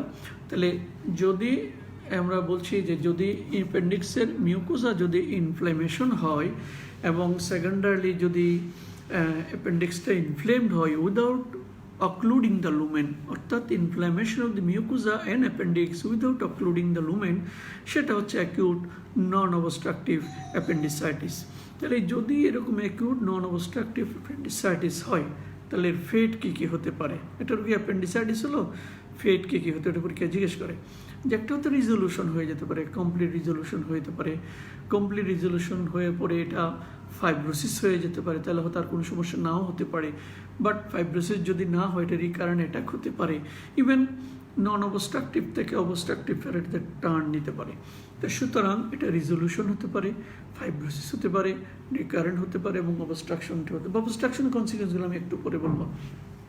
এখন এটা অত বেশি ডেঞ্জারাস নয়, but dangerous is the obstructive type. তাহলে কীভাবে হয়? আমরা বললাম যে লুমিনাল অবস্ট্রাকশন কী কী দেওয়া হয় তখন আগে বললাম, যদি কোনো কারণে লুমেনটা obstruction either worm or foreign body or the food material or the faecolith or any other means or stricture, তাহলে লুমেন যখন অক্লুড হয়ে যাবে অ্যাপেন্ডিক্সের, লুমেনের মধ্যে mucosa and fluid will be collected within the lumen, ফলে লুমিনাল প্রেশারটা বাড়বে, intraluminal collection of the mucus and fluid give rise to the rest intraluminal pressure of the appendix. ফলে যখন প্রেশারটা বাড়বে, যে ওয়ালের উপর প্রেশার পড়বে, অ্যাপেন্ডিক্সের ওয়ালের উপর প্রেশার পড়লে ভেনাস ড্রেনেজ এবং লিম্ফেটিক ড্রেনেজ অফ দ্য অ্যাপেন্ডিক্সের ওয়াল উইল বি হ্যাম্পার্ড। যখন এই দুটো হ্যাম্পার্ড হবে, what I am telling you, pathogenesis of obstructive type of appendicitis, আমি বলছিলাম লুমেন অবস্ট্রাকশন হলো, ফ্লুইড অ্যান্ড মিউকাস কালেকশন হলো লুমেনে, লুমেনের প্রেশার বাড়লো, ওয়ালের উপর প্রেশার দিলে lymphatic and venous drainage impaired হলো, যার কারণে ইডাম অফ দি ওয়াল হলো। ইডাম অফ দি ওয়াল তখন ইস্কেমিয়া হবে এবং মিউকোজাল আলসারেশন হবে এবং ব্যাকটেরিয়াল ট্রান্সলোকেশন হবে from the lumen into the wall এবং অ্যাকিউট অবস্ট্রাকটিভ অ্যাপেন্ডিসাইটিস হবে। এখন এখানে শেষ নয়, এখন অ্যাকিউট অবস্ট্রাকটিভ হলো thrombosis of the appendicular artery হবে, আমি যেটা একটু আগে দেখিয়েছিলাম। তখন whole of the appendix will be ischaemia এবং ইস্কেমিক নেক্রোসিস হবে এবং ফুল থিকনেস নেক্রোসিস হয়ে যাবে। Then the gangrene of the vermiform appendix হবে।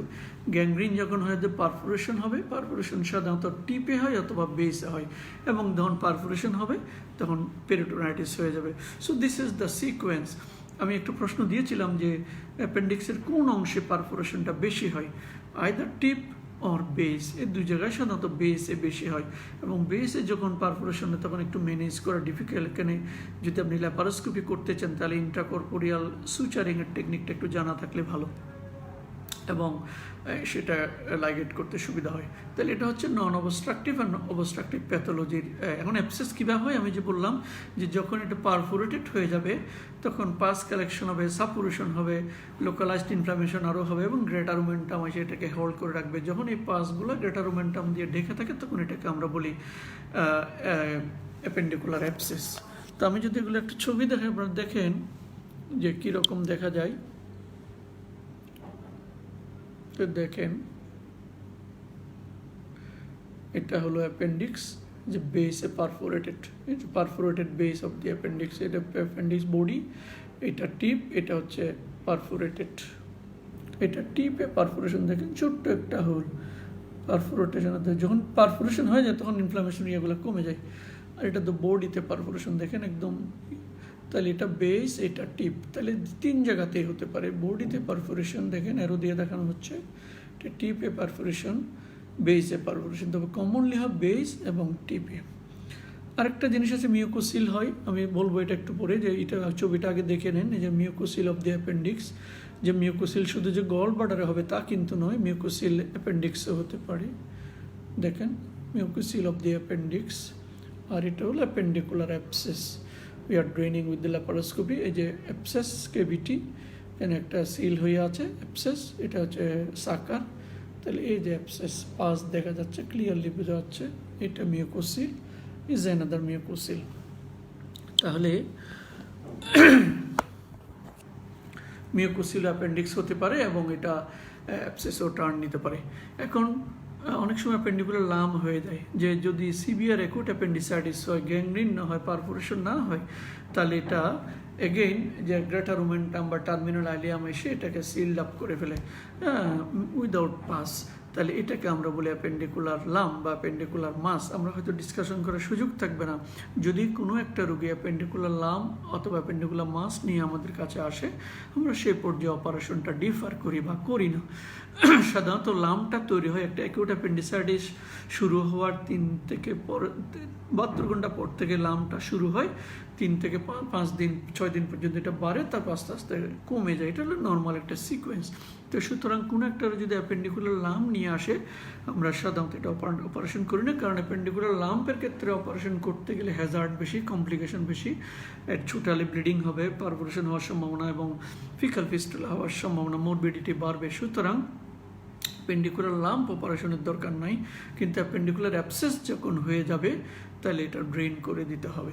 এখন লাম্প থেকে অনেক সময় অ্যাবসেসে কনভার্ট করে, আমরা ওদিকে যাচ্ছি না, আমরা যেহেতু জুনিয়র লেভেলে কথা বলছি, তবে লাম ফলো করতে হবে। লামটাকে আমরা অস্টাশেরিন রেজিম দিয়ে ফলো করি। যদি লাম কোনো সময় অ্যাবসেসে কনভার্ট করে, তখন আবার অপারেশন এটাকে করতে হয়। যাক, ওদিকে আমরা যাচ্ছি না। আর কি হতে পারে যে মিউকোসিল কীভাবে হয়, আমরা একটু আগে বলেছি যে অ্যাকিউট অ্যাপেন্ডিসাইটিস হওয়ার পরে যদি লুমেনটা ব্লক হয়ে যায়, তাহলে ইনফ্লামেশনটা সাবসাইড করতে চায় না, যে ছোটো ছোটো একটু ক্রনিক ইনফ্লামেশন পারসিস্ট করে, এবং এরকম যদি পারসিস্ট করে মিউকাসগুলো লুমেনের মধ্যে কালেকশন হয়ে যাবে, মিউকোসিল হয়। তো সুতরাং অ্যাপেন্ডিসাইটিসের টাইপ যেগুলো আমরা এখন ডিসকাস করলাম, প্যাথোলজি বললাম, যে একটা হচ্ছে অ্যাকিউট নন অবস্ট্রাকটিভ টাইপ, অথবা এটা অনেক সময় ক্যাটারেল টাইপ বলে। হোয়াট ইজ ক্যাটারেল অ্যাপেন্ডিসাইটিস, এটা জিজ্ঞেস করা হয়। ক্যাটারেল মিনস যখন শুধুমাত্র মিউকোজাটা ইনফ্লেম থাকবে। সুতরাং এটা হচ্ছে যে ক্যাটারাল অ্যাপেন্ডিসাইটিস। একটু বলবেন কাইন্ডলি কেউ যে শোনা যাচ্ছে কিনা বা দেখা যাচ্ছে কিনা, একটু কাইন্ডলি বলবেন। আর একটা হচ্ছে অ্যাকিউট অবস্ট্রাকটিভ টাইপ, যেটা আমরা এতক্ষণ আগে বললাম। আরটা হচ্ছে রিকারেন্ট টাইপ, যে হয়তো প্রিভিয়াস সার্জারি হয়েছিল, হয়তো ছোটো ব্যান্ড হয়ে আছে, অথবা যে অ্যাডেশন হয়ে আছে, তার কারণে বারবার এটা ব্যথা হতে পারে। আর অনেক সময় আমরা বলতাম যে স্টাম অ্যাপেন্ডিসাইটিস, এটা সাধারণত ল্যাপারোস্কোপিক অ্যাপেন্ডিসেক্টমির পরে হয়, যদি স্টামটা লম্বা থেকে যায়। তাহলে acute obstructive type, recurrent type এবং স্টাম অ্যাপেন্ডিসাইটিস। এখন এই যে আমরা অ্যাপেন্ডিক্সের পারফোরেশন বললাম, এটা কাদের বেশি হয়, বা what are the risk factors for the যে acute appendicitis or appendicular perforation, এটা আমরা সবাই জানি। প্রথম যে আনসার সেটা হচ্ছে এক্সট্রিমস অফ এজ, খুব কম বয়স অথবা খুব বেশি বয়স, 2 এজই এক্সট্রিম। Thank you. যে 2 এজই এটা অ্যাপেন্ডিক্সটা পারফোরেশন হওয়ার সম্ভাবনা বেশি। কারণ হচ্ছে যে ছোটদের সাধারণত গ্রেটার ওমেন্টামটা অত ডেভেলপ করে না, বা ফ্যাট অত ডেভেলপ করে না। আবার বড়দের সাধারণত ফ্যাটগুলো অ্যাট্রফি হয়ে যায়, গ্রেটার ওমেন্টামটা বাল্ক কমে যায়। তো সুতরাং যে অ্যাবডোমিনাল গ্রেটার ওমেন্টাম, যে পুলিশম্যান আমরা বলি, সে যে এটাকে গার্ড দিবে বা প্রোটেকশন দিবে, সেটা কমে যায়। আর ইমিউন ডিপ্রেশন তো হয়ই। তো সুতরাং দুটো কারণে এক্সট্রিমস অফ এজে পারফোরেশন সম্ভাবনা বেশি। এবং এই দুইটা এজে যখন আমরা অ্যাপেন্ডিসাইটিস পাবো, এটাকে খুব কেয়ারফুল অ্যাটেনশন দিতে হবে এবং যতটুকু সম্ভব অপারেশন করে ফেলতে হবে। আরটা হচ্ছে যে প্রিভিয়াস যাদের অ্যাবডোমিনাল সার্জারি হয়েছিল, তাদের অ্যাপেন্ডিক্সের পারফোরেশন হওয়ার সম্ভাবনা বেশি। এর কারণটা হচ্ছে যে যদি আগে রিকারেন্ট সার্জারি হয়ে থাকে বা বারবার সার্জারি হয়ে থাকে, তাহলে অ্যাপেন্ডিক্স অ্যাডেশন হয়ে থাকে, কিঙ্কিং হয়ে থাকে, বা ফাইব্রাস ব্যান্ড হয়ে থাকে, তাহলে অনেক সময় ওদের ছোটো জায়গায় স্ট্রাকচারের মতো হয়, এবং সেগুলোর ক্ষেত্রে পারফোরেশনের সম্ভাবনা বেশি। তাছাড়া অনেকগুলো কারণ আছে, যে immunosuppression, chronic disease, uraemia, steroid therapy, অনেকগুলো আছে। তবে মনে রাখতে হবে এক্সট্রিমস অফ এজ এবং প্রিভিয়াস সার্জারি যাদের হয়, তাদের সাধারণত এগুলোর সম্ভাবনা একটু বেশি থাকে। এখন আমরা এটা হলো বেসিক কিছু কথা। এখন যদি ক্লিনিক্যাল ফিচারে আমরা আসি, আমরা সবসময় বলি যে appendicitis diagnosis is mostly clinical, that's true. তো আমি একটু আগেও বলেছিলাম যে it is very easy to diagnose in a sense, but it sometimes is very difficult to diagnose. যদি retroileal হয় অথবা retrocecal high up হয়, তাহলে it's very difficult to diagnose. অনেক সময় ক্লিনিক্যালি পারা যায় না বা ইনভেস্টিগেশনে হেল্প নিতে হয়, but the diagnosis of the appendicitis is mostly clinical. এখন কিছু কিছু ক্লাসিক্যাল ফিচার আছে, আমরা যদি সেগুলো বলি, যে পেশেন্ট সাধারণত যে বললাম যে এটা টিনেজ জেন্টেলম্যান বা ফিমেল আর আসতে পারে, central abdominal pain near the vague localisation, এটা পুরলি লোকালাইজ শুরুতেই, পোরলি লোকালাইজড একটা সেন্ট্রাল অ্যাবডোমিনাল বা পেরিয়াম্বিলিক্যাল পেইন নিয়ে আসতে পারে আমাদের কাছে।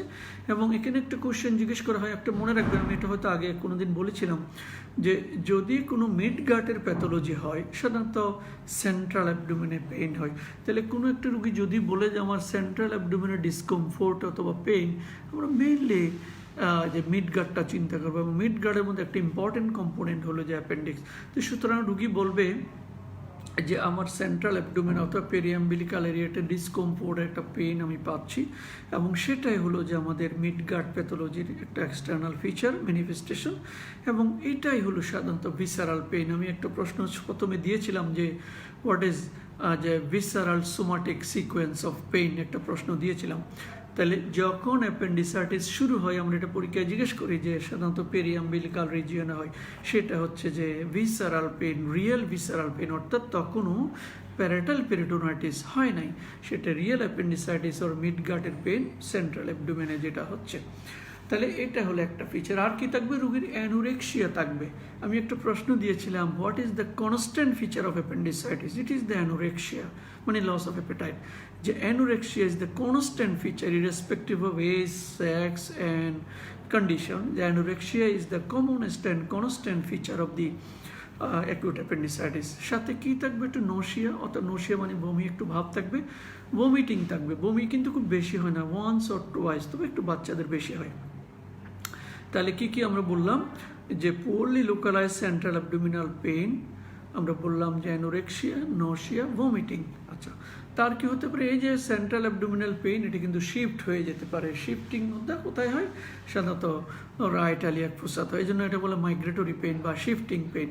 তাহলে কতগুলো কথা আছে যে আমি এটা অনেকদিন আগে হয়তো একবার বলেছিলাম যে shifting of the pain, preferred pain, radiation of the pain. তাহলে অ্যাপেন্ডিক্সের ক্ষেত্রে সেটা হচ্ছে শিফটিং অফ দি পেইন। তবে কিছু কিছু ক্ষেত্রে শিফটিং নাও হতে পারে, সেটা আমি পরে ডিসকাস করবো, atypical presentation. But typically periumbilical pain right iliac ফোসাতে শিফট করতে পারে, এবং রুগী বলবে যে স্যার আমি নাড়াচাড়া করলে বা কাশি দিলে বা এদিক থেকে ওদিকে ফিরলে আমার ব্যথাটা বাড়ে। তাহলে this are the few classical presentation of the appendicitis. এবং এটাই হলো যখন periumbilical pain shifted to the right iliac fossa, এবং রাইট ইলিয়াক ফোসার পেইনটা হচ্ছে due to the parietal peritonitis, localised parietal peritonitis. তাহলে পেরিয়াম্বিলিক্যালটা হচ্ছে অ্যাপেন্ডিসাইটিসের কারণে বা মিড গার্ড প্যাথোলজির কারণে, এটা হচ্ছে ভিসারাল পেইন। রাইট ইলিয়াক ফোসার যে পেইনটা, এটা হচ্ছে প্যারাটাল পেরিটোনাইটিসের কারণে, এটা হচ্ছে somatic pain. So this is called the visceral somatic sequence. এটা মনে রাখবেন, এটা পরীক্ষায় জিজ্ঞেস করা হয়, ইভেন পোস্ট গ্রাজুয়েশনে জিজ্ঞেস করা হয়। এখন আমরা আরও বলি যে রুগীর একটু লো গ্রেড ফিভার থাকে, প্রথম 5-6 ঘন্টা কিন্তু জ্বর সাধারণত আসে না, মাইন্ড ইট, যে সাধারণত 5-6 ঘন্টা জ্বর আসে না, তারপরে একটু জ্বর হয়, এবং এটা হলো খুব কম জ্বর। আপনি বলতে পারেন যে হয়তো 37-38 ডিগ্রি সেলসিয়াস অথবা 99 ডিগ্রি ফারেনহাইট এরকম হতে পারে, এবং খুব পালস রেটও কিন্তু খুব আর্লি স্টেজে বাড়ে না, যে যদি নন অবস্ট্রাকটিভ টাইপ হয় 70 to 90-র মধ্যে বা 80 to 90-র মধ্যে থাকে, তাহলে টেম্পারেচারটা হবে লো গ্রেড এবং টাকিকার্ডিয়া খুব বেশি হয় না। So these R the few classical feature. আমি এটা হয়তো আবার একটু সামারাইজ করবো, বাট কিছু অ্যাটিপিক্যাল প্রেজেন্টেশন আছে, যেমন আমি যে বললাম যে সোমাটিক টু ভিসারাল, এটা কিন্তু নাও হতে পারে। যেমন পোস্ট আইলিয়াল অ্যাপেন্ডিসাইটিস যদি হয়, এটা পোস্ট আইলিয়াল অ্যাপেন্ডিসাইটিসের পেইনটা জাস্ট রাইট টু দ্য বা tenderness just right to the umbilicus, তাহলে সেখানে শিফটিং অফ দি পেইন নাও হতে পারে, তাহলে সেটা সোমাটিক বা ভিসারাল যে সিকোয়েন্স সেটা আমরা নাও পেতে পারি। যদি পেলভিক টাইপ হয়, তো সাধারণত ওদের রাইট ইলিয়াক ফোসা পেইন হয় না বললেই চলে, সাধারণত একটা মানে লোয়ার অ্যাবডোমিনাল অথবা সুপ্রাপিউবিক ডিসকমফোর্ট আর একটু পেইন হতে পারে। অনেক সময় তাদের টেনিসমাস হয়। টেনিসমাস আপনারা জানেন যে এটা একটা রেকটাল ক্যান্সারের প্রেজেন্টেশন, যে টেনিসমান হলো মানে painful urge of defecation without resultant evacuation, অর্থাৎ তার মনে হবে যেন অনেক পায়খানা এখন হবে, এবং খুব ব্যথা, কিন্তু পায়খানা খুব বেশি হয় না, স্ট্র্যাঙ্গুয়ারের মতো। Painful urge of micturition without resultant evacuation, এখানেও সেম। তাহলে পেলভিক টাইপে আরও কতগুলো ফিচার আমি একটু পরে বলবো। ডিজুরিয়া হতে পারে, ইভেন হেমাচুরিয়া হতে পারে, পাইউরিয়া হতে পারে, আমি যদি ডিআরই করি এটা টেন্ডার হতে পারে। তাহলে এগুলো হলো কিছুটা অ্যাটিপিক্যাল প্রেজেন্টেশন, এবং যদি পেলভিক টাইপে হয় এবং ফ্রিকোয়েন্সি অফ দি ইউরিনেশনও হতে পারে। এবং কিছু কিছু ক্ষেত্রে দেখা যাচ্ছে যে 20% পেশেন্টের পেলভিক টাইপে জ্বর নাও থাকতে পারে এবং টাকিকার্ডিয়া নাও থাকতে পারে। আচ্ছা, এবং এটা মনে রাখবেন, যদি বাচ্চাদের জ্বর এটা বাচ্চাদের একটু ডিফিকাল্ট হয়। বাচ্চাদের জ্বর যদি আমি সেলসিয়াস বলি 38.5 ডিগ্রির উপরে চলে যায় বা 100-এর উপরে চলে যায়, তাহলে সাধারণত বলতে হয় যে অ্যাপেন্ডিসাইটিস ছাড়া অন্য কিছু আছে কিনা এটা আমাদেরকে মাথায় রাখতে হবে। যে জ্বর যদি অনেক হাই হয় বিশেষ করে বাচ্চাদের, তাহলে could it be other than appendicitis, যেমন মেসেন্টারিক অ্যাডেনাইটিস, এটা আমাদেরকে একটু চিন্তা করতে হবে। তাহলে আমরা সিমটম কি কি পেলাম এতক্ষণের ডিসকাশনে? সিমটম হলো যেটা পেরিয়াম্বিলিক্যাল পেইন হবে রুগীর, পেইনটা শিফট করবে রাইট ইলিয়াক ফোসাতে, অ্যানোরেক্সিয়া থাকবে, নোশিয়া থাকবে, ভমিটিং থাকতে পারে ওয়ান্স অর টুয়াইস, এটা হচ্ছে সিমটম, টিপিক্যাল সিমটম। আর আমরা একটা প্রশ্ন দিয়েছিলাম যে শুরুতে হোয়াট ইজ মারফিস ট্রায়াড? মারফিস ট্রায়াড এটা হচ্ছে যে পেইন, ভমিটিং, টেম্পারেচার, তিনটাকে বলে মারফিস ট্রায়াড। তাহলে কোনটা আগে আসে কোনটা পরে আসে এটা বুঝে জিজ্ঞেস করবে যে pain first, next is vomiting, last is temperature, এটা মনে রাখবেন। This is the Murphy's triad, pain, vomiting, temperature, এই তিনটাকে বলে মারফিস ট্রায়াড। আমি আবার বলছি পেইন, ভমিটিং, টেম্পারেচার, তিনটাকে বলে মারফিস ট্রায়াড। শুরুতে আসবে পেইন, দেন ভমিটিং, দেন টেম্পারেচার, এটা মনে রাখবেন। ঠিক আমরা যখন অবস্ট্রাকটিভ জন্ডিস বলেছিলাম ওখানে বলেছিলাম যে আগে ব্যথা না আগে জন্ডিস। আমরা বলেছিলাম যে যদি আগে ব্যথা হয় পরে জন্ডিস হয় তাহলে স্টোন ডিজিজ, তাহলে আগে ব্যথা পরে জন্ডিস যদি হয় তাহলে স্টোন ডিজিজ, আর আগে যদি জন্ডিস পরে ব্যথা হয় তাহলে ক্যান্সার। ইউজুয়ালি এখানেও ঠিক একই রকম।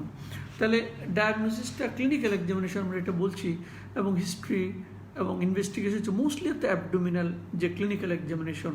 আমরা বলি যে হিস্ট্রি আমরা অবশ্যই নিব, আমরা ইনভেস্টিগেশন করাবো, কিন্তু mostly abdomen examination is the crucial part for the diagnosis of the acute appendicitis. এই জন্য বলা হচ্ছে ক্লিনিক্যাল ডায়াগনোসিস। তাহলে ক্লিনিক্যাল ফিচারগুলো যেগুলো আমরা বললাম এগুলো তো আছে। একটা আনুয়েল রুগী বলবে যে স্যার আমার একটু ডিসকমফোর্ট লাগছে, অসুস্থ লাগছে, সে বলবে একটা লো গ্রেড ফিভার ছিল এবং তার এখানে ব্যথার কথা বলবে, আমি ছবি দেখাবো। এবং আমরা যদি কি পাই, মাসল গার্ড পাবো, রিজিডিটি পাবো, টেন্ডারনেস পাবো, রিবাউন্ড টেন্ডারনেস পাবো। এখানে একটা জিনিস মনে রাখতে হবে, আমরা যখন অ্যাবডোমেন এক্সামিন করবো সুপাইন পজিশনে আমরা শুরুটা করবো লেফট ইলিয়াক ফোসাতে। তাহলে লেফট ইলিয়াক ফোসা থেকে অ্যান্টি ক্লক ওয়াইজ আমরা আসবো, লেফট ইলিয়াক ফোসা থেকে অ্যান্টি ক্লক ওয়াইজ এসে আমরা অ্যাপেন্ডিক্সটা, কারণ আমি যদি শুরু থেকে রাইট ইলিয়াক ফোসাটা দিই তাহলে সে কোঅপারেট করবে না, এটা রুল সাধারণত। আর কি কি সাইন আমরা এলিসিট করব? আমরা এটা এলিসিট করবো, একটা হচ্ছে পয়েন্টিং সাইন, ড্রপসিং সাইন, সোয়াস সাইন, আপটোটাস সাইন, এই চারটা সাইন আমরা এলিসিট করব। আর অন্যান্য সাইন তো আমরা বললাম। এখন স্পেশাল ফিচার আছে কিছু অ্যাকর্ডিং টু এজ এবং according to position of the appendix. তাহলে যদি পজিশন আমি অনেক কিছু হয়তো ডিসকাস করে ফেলেছি, যে যদি রেট্রোসিকাল হয় বা রেট্রোকোলিক হয় বা হাই আপ হয় তাহলে রিজিডিটি অলমোস্ট অ্যাবসেন্ট। আমরা বলি যে রিজিডিটি, মাসল গার্ড অ্যান্ড রিজিডিটিগুলো অলমোস্ট থাকে না বললেই চলে, এবং টেন্ডারনেস খুব একটা পাওয়া যায় না, অর্থাৎ নন টেন্ডার হয়। এই যে মাসল গার্ড নাই, রিজিডিটি নাই, টেন্ডারনেস নাই, বাট অ্যাপেন্ডিসাইটিস আছে in the retrocaecal high up, এইটাকে বলা হয় সাইলেন্ট অ্যাপেন্ডিসাইটিস। আমি একটা প্রশ্ন শুরুতে দিয়েছিলাম, what is silent appendicitis? Appendicitis আছে কিন্তু ক্লিনিক্যালি আমি রাইট ইলিয়াক ফোসাতে তেমন কিছু পাচ্ছি না, সেটাকে বলা হচ্ছে সাইলেন্ট অ্যাপেন্ডিসাইটিস। এটা অনেক সময় আমাদের কনফিউশন হয় বা ডায়াগনোসিস একটু ডিফিকাল্টি হয়, ইভেন ল্যাপারোস্কোপি করে অ্যাপেন্ডিক্স পাওয়া যায় না।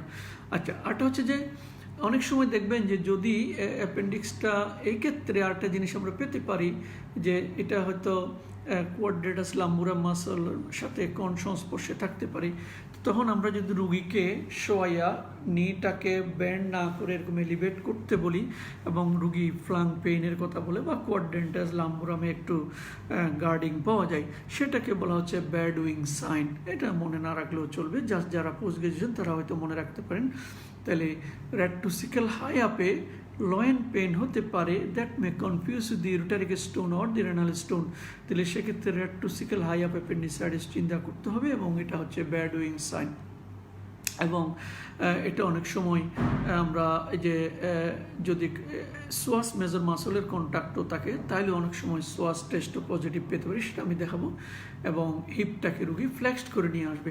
তাহলে যখন আমরা রুগী, আমাদের কাছে একটা অ্যাপেন্ডিসাইটিসের রুগী আসবে, টিপিক্যালি তারা রাইট হিপটাকে ফ্লেক্স করে নিয়ে আসে অথবা এরকম তল পেটে হাত দিয়ে চলে আসে। তাহলে যখন হিপটাকে ফ্লেক্সড করে রাইট সাইডে, তাহলে আমরা বুঝবো যে appendix is in contact with the psoas major muscle. তাহলে সোয়াস টেস্ট আমি একটু পরে দেখাচ্ছি। তবে এটা যেটা বললাম যে রেট্রোসিক্যাল হাই আপ যদি হয়, এটা সাইলেন্ট অ্যাপেন্ডিসাইটিস, অর্থাৎ muscle guard rigidity right iliac ফোসাতে থাকে না, তবে লয়েন পেন থাকতে পারে due to the quadratus lumborum, এবং সেটা আমরা টেস্ট করে বুঝতে পারি। আর যদি সোয়াস মেজর মাসলের কন্ট্যাক্টে থাকে, তাহলে হিপটাকে সাধারণত রাইট হিপটাকে ফ্লেক্স করে নিয়ে আসে, এবার আমরা সোয়াস টেস্ট করে আরও কনফার্ম করতে পারি। তারপর যদি post ileal type of appendicitis হয়, এগুলো পোস্ট গ্রাজুয়েশনের জন্য মেইনলি, যে it is very difficult to diagnose, even greater difficulty in diagnosis of the among all the positional appendicitis, এবং এখানে সাধারণত পেইন শিফটিং হয় না। আমরা যেটা বললাম যে visceral to somatic shifting of the pain, অর্থাৎ আম্বিলিকাস থেকে রাইট ইলিয়াক ফোসায় চলে আসে, শিফটিং হয়।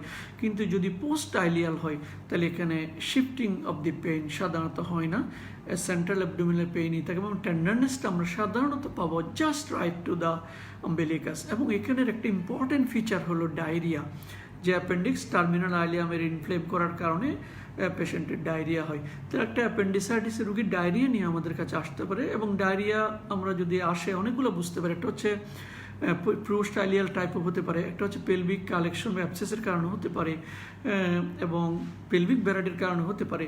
তো সুতরাং এগুলো একটু আমাদের খেয়াল করতে হবে যখন আমরা ডায়াগনোসিসটা করব। যদি ইনফ্যান্ট হয়, অ্যাপেন্ডিসাইটিসের ইনফ্যান্ট হয়, সাধারণত ইনফ্যান্টের অ্যাপেন্ডিসাইটিস হয় না, আল্লাহ তাদেরকে প্রোটেক্ট করে, এবং বলা হচ্ছে যে তাদের 3 বছরের পরও সাধারণত খুব একটা অ্যাপেন্ডিসাইটিস হয় না। কিন্তু যদি হয়, ভেরি ডেঞ্জারাস, এবং এদের ডায়াগনোসিসটা কম হয় এই জন্য যে ওরা তো কিছু বলতে পারে না, ওদের হিস্ট্রি দিতে পারে না, শুধু কান্নাকাটি করে, খায় না, এরকম। যে reluctant to feed, aversion from the food, বইতে এরকম লেখা আছে যে অ্যাভার্শন ফ্রম দ্য ফুড, সাধারণত বাচ্চারা খেতে চায় না কিছু, যে এটা একটা ইম্পর্টেন্ট হিস্ট্রি। তাহলে যেহেতু তারা কথা বলতে পারে না, ভালো করে হিস্ট্রি দিতে পারে না, ফলে ডায়াগনোসিস খুব একটা হয় না। হয়তো এটাও একটা কারণ তাদের কম হওয়ার।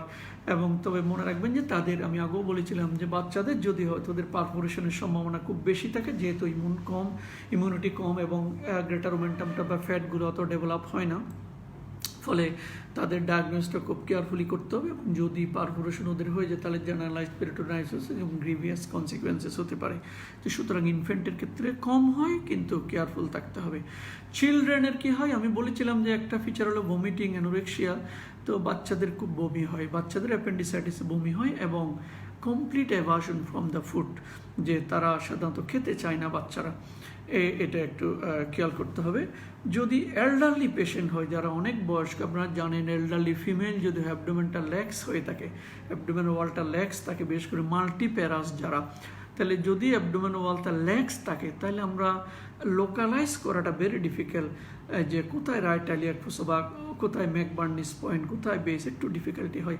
তাছাড়া তাদের ফ্যাটগুলা কমে যায়, গ্রেটার ওমেন্টামটা অ্যাট্রফি হয়ে যায়, তাদেরও খুব ডেঞ্জারাস। লোকালাইজেশনটা সিভিয়ার অ্যাপেন্ডিসাইটিস হয় যদি পারফোরেশন গ্রেটার ওমেন্টামে, সেটাকে লোকালাইজ করতে ডিফিকাল্টি হয়। তাহলে সুতরাং এল্ডারলি পেশেন্টকেও আমাদেরকে কেয়ারফুলি অ্যাটেনশন করতে হবে। যদি আমরা দেখি ডিলে করাটা ঠিক হবে না, কুইকলি অপারেশন করে ফেলতে হবে। আর আরেকটা প্রবলেম হয় অনেক সময় ওবেস পেশেন্ট, যারা খুব ওবেস, তাদের এক্সেসিভ ফ্যাট থাকে, প্যারাটাল ওয়াল অনেক মোটা থাকে, সুতরাং তাদের ক্ষেত্রে অ্যাপেন্ডিসাইটিস বোঝা ভেরি ডিফিকাল্ট হয় অনেক সময়। এবং লোকালাইজিং যে সাইনগুলো আমরা বলছি, যদি পেশেন্ট ওবেস হয়, তাহলে লোকালাইজড ফিচার যেগুলো আছে এগুলো বোঝা একটু ডিফিকাল্ট, এবং সেক্ষেত্রে আমাদের ইমেজিংয়ের হেল্প লাগতে পারে, either city or ultrasonography at least এগুলো করা লাগতে পারে।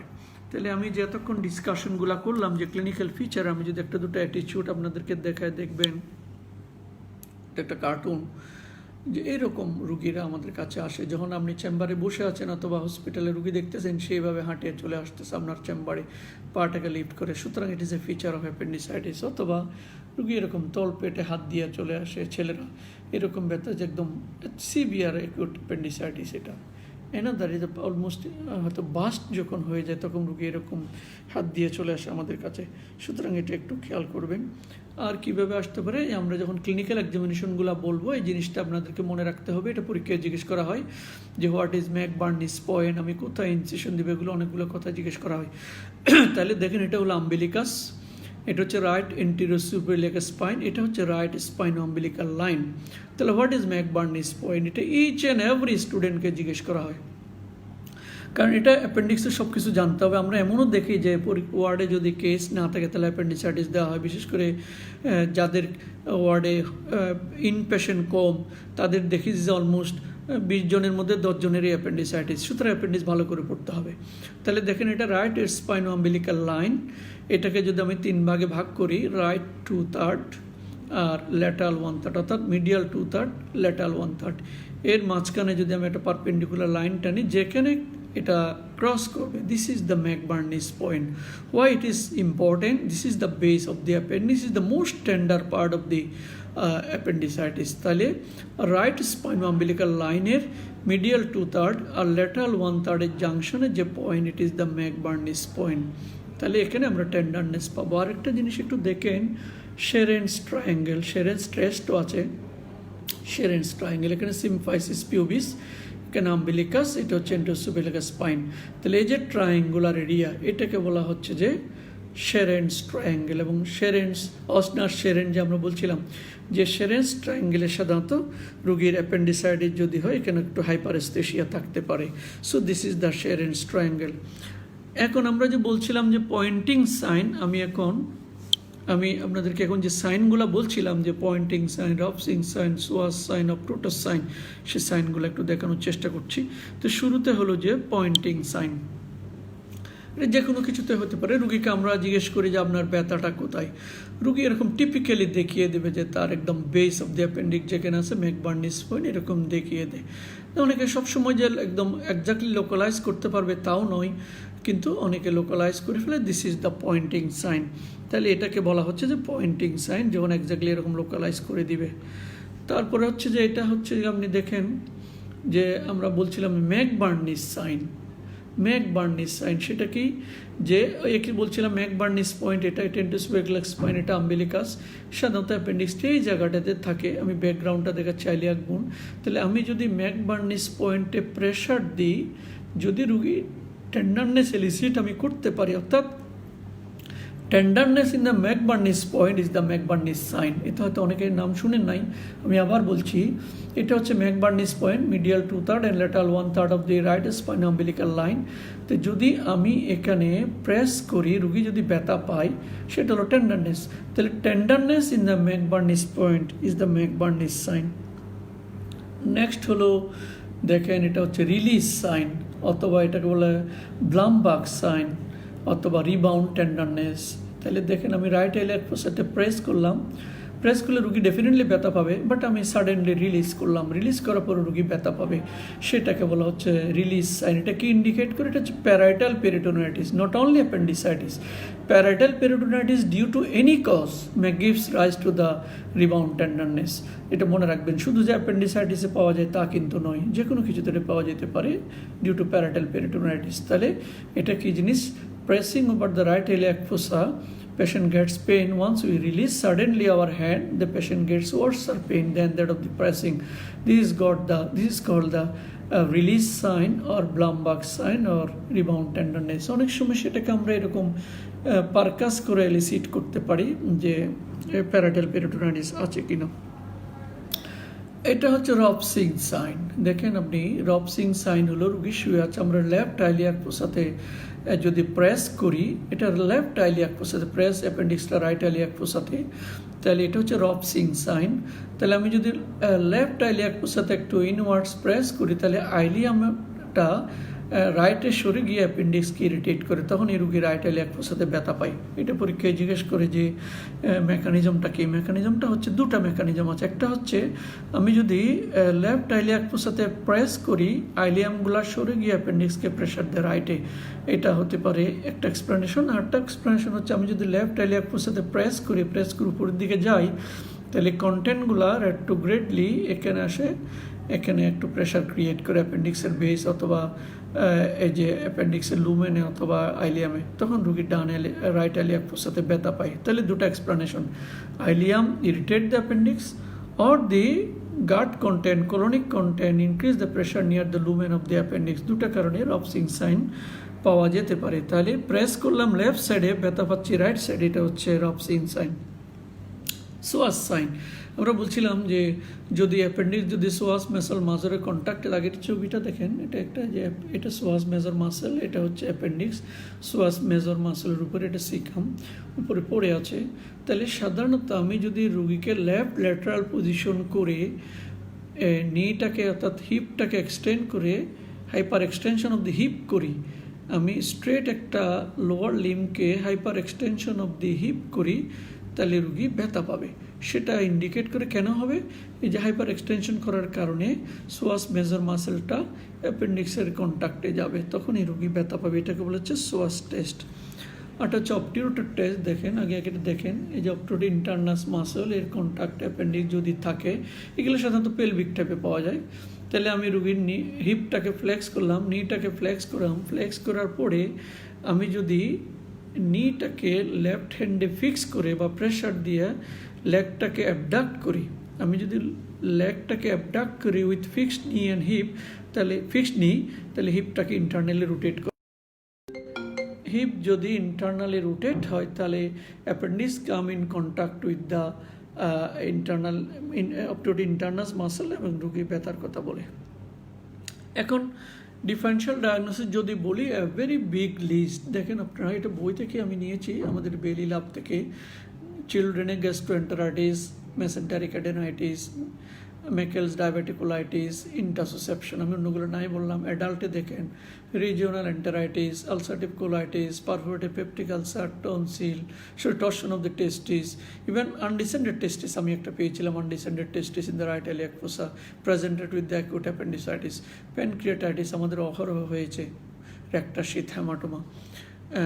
অ্যাডাল্ট ফিমেল দেখেন যে pelvic inflammatory disease, pyelonephritis, ectopic pregnancy, torsion of the rupture of the ovarian cyst, endometriosis, এবং এল্ডারলিতে ডায়াবেটিকুলাইটিস, যদি এই রোগটা আমাদের দেশে কম, intestinal obstruction, carcinoma, torsion of the appendices, epiploica, mesenteric infarction and aortic aneurysm.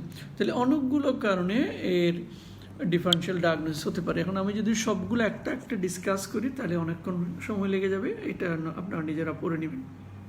এখন একটা জিনিস বলি যে, যেটা একটা জিনিস তো বলি শুধু যে মেসেন্টারিক অ্যাডেনাইটিস থেকে আমি যে অ্যাপেন্ডিসাইটিস কীভাবে ডিফারেন্সিয়েট করতে পারি। একটা কথা আমরা বলেছিলাম যে মেসেন্টারিক অ্যাডেনাইটিসের জ্বরটা অনেক বেশি হয়, প্রায় 101 ডিগ্রি, 2 ডিগ্রি, 3 ডিগ্রি ওদিকে চলে যায়, বাট অ্যাপেন্ডিসাইটিসের জ্বরটা অত বেশি হয় না, 1 নম্বর। 2 নম্বর হলো একটা ইম্পর্টেন্ট জিনিস আছে যে শিফটিং টেন্ডারনেস বলে। আমি রুগীকে সুপাইন পজিশনে শোয়া রাইট ইলিয়াক ফোসাতে প্রেসার দিলে রুগী টেন্ডার পাবো, এটা আমরা জানলাম। কিন্তু আমি রুগীকে যদি আবার লেফটে শিফট করি, অর্থাৎ আমি তার লেফট ল্যাটারাল পজিশনে করি, আমি কিছুক্ষণ পরে যদি আবার রাইট ইলিয়াক ফোসাতে প্রেস করি, তাহলে ব্যথাটা থাকবে না। সেটাকে বলা হচ্ছে শিফটিং টেন্ডারনেস। তার মানে হলো যখন লিম নোটগুলো রাইট ইলিয়াক ফোসার কাছাকাছি ছিল যে স্মল ইন্টেস্টাইনের, তখন আমরা ব্যথা পেয়েছিলাম। যখন আমি তাকে লেফট ল্যাটারাল পজিশনে করে দিলাম, স্মল গার্ডগুলো সরে গেল, টেন্ডারনেসটাও সরে গেল। This is called the shifting tenderness. That's how you can clinically differentiate between mesenteric adenitis and acute appendicitis. আমরা মাঝামাঝি থেকে শেষের দিকে চলে আসতেছি। যে সিকুয়েলি অফ অ্যাকিউট অ্যাপেন্ডিসাইটিস, এটা সিকুয়েলি কী হতে পারে, ফেট কী হতে পারে, আমরা একটা দুটো বলেছিলাম। এটা হচ্ছে একটা কমপ্লিট রিজলিউশন হতে পারে, আবার রিল্যাপস হতে পারে, অর্থাৎ আবার হতে পারে। তাহলে আবার যদি রিল্যাপস হয়, রিকারেন্ট অ্যাপেন্ডিসাইটিস হবে, অ্যাপেন্ডিকুলার লাম বা মাস হতে পারে, অ্যাপেন্ডিকুলার অ্যাবসেস হতে পারে, অ্যাপেন্ডিক্স পারফোরেশন হতে পারে, এগুলো সব বলে ফেলেছি আমরা। এবং পারফোরেশন যদি হয়, পেরিটোনাইটিস হতে পারে, রুগীর সেপ্টিসেমিয়া হতে, ইভেন পোর্টাল পাইএমিয়া হতে পারে, আলটিমেটলি ইন্টেস্টাইনাল অবস্ট্রাকশনও হতে পারে। তো এখন ইনভেস্টিগেশন আমরা কী করবো? আমরা বলছিলাম যে মোস্টলি ক্লিনিক্যাল ভেটিকুলার অ্যাবডোমেন এক্সামিনেশন করে আমরা বুঝি, কিন্তু দেখা গেছে কিছু স্টাডিতে যে শুধুমাত্র ক্লিনিক্যাল ডায়াগনোসিস উপর ভিত্তি করে যদি অপারেশন করা হয়, যে 10 to 30% ক্ষেত্রে normal appendicectomy has been perform in western country. তো সে থেকে কিছু অ্যাপেন্ডিসেক্টমিতে আমাদের ইনভেস্টিগেশনে হেল্প নিতে পারে। আমি যেটা বলছি আশা করি বুঝতে পারছেন। If you do the appendicectomy with only clinical ground, there might have been the possibility of 10 to 30% of the normal appendicectomy. So to avoid this, in some cases you have to do some investigation, particularly in atypical cases. তাহলে বলা হচ্ছে যে আবার এটাও ঠিক যে it is better to remove the normal appendix rather than the delay. আপনি diagnostic confusion আছেন, ডায়াগনস্টিক ডিলেমার মধ্যে আছেন, better to remove the normal appendix, in particular in elderly patient. আচ্ছা, এটা ডায়াগনোসিস জন্য নাম্বার অফ স্কোরিং সিস্টেম আছে। একটা তো অবশ্যই আমরা জানেন যে অ্যালভারেডো স্কোর, আমি এটা একটু ছবি দেখাবো কী কী স্কোর আছে। তাহলে আমরা ইনভেস্টিগেশন করবো কখন, যদি আমরা দেখি যে স্কোরটা ইকুইভোকাল বা আমার ক্লিনিক্যাল ডায়াগনোসিসটা ইকুইভোকাল 5 to 6, 7 এরকম আছে, তাহলে আমাদেরকে ইনভেস্টিগেশন করতে হবে। ইনভেস্টিগেশন কী আছে আমাদের, যে একটা ইমেজিংয়ের মধ্যে আমাদের কাছে আলট্রাসোনোগ্রাফি আছে, বলা হচ্ছে আলট্রাসোনোগ্রাফি ইজ 85% সেন্সিটিভ স্পেসিফিক, আর সিটি স্ক্যান তো অবশ্যই আছে, CT scan is the 95% sensitive and specific. সুতরাং যখন আমাদের ইকুইভোকাল হবে স্কোর, অথবা আমাদের ডায়াগনস্টিক ডিলেমা হবে বা এল্ডারলি পেশেন্ট হবে, তাহলে আমরা এগুলো হেল্প নিতে পারি।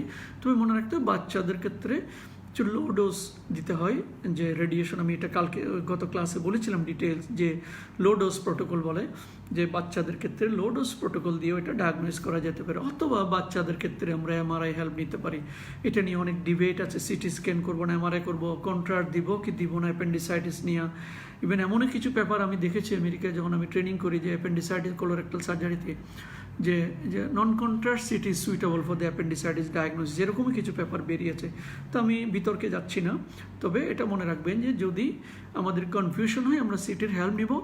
সিটি যেহেতু রেডিয়েশন হ্যাজার্ড আছে, বাচ্চাদের ক্ষেত্রে লো ডোজ দিব, অথবা আমরা এমআরআই করতে পারি।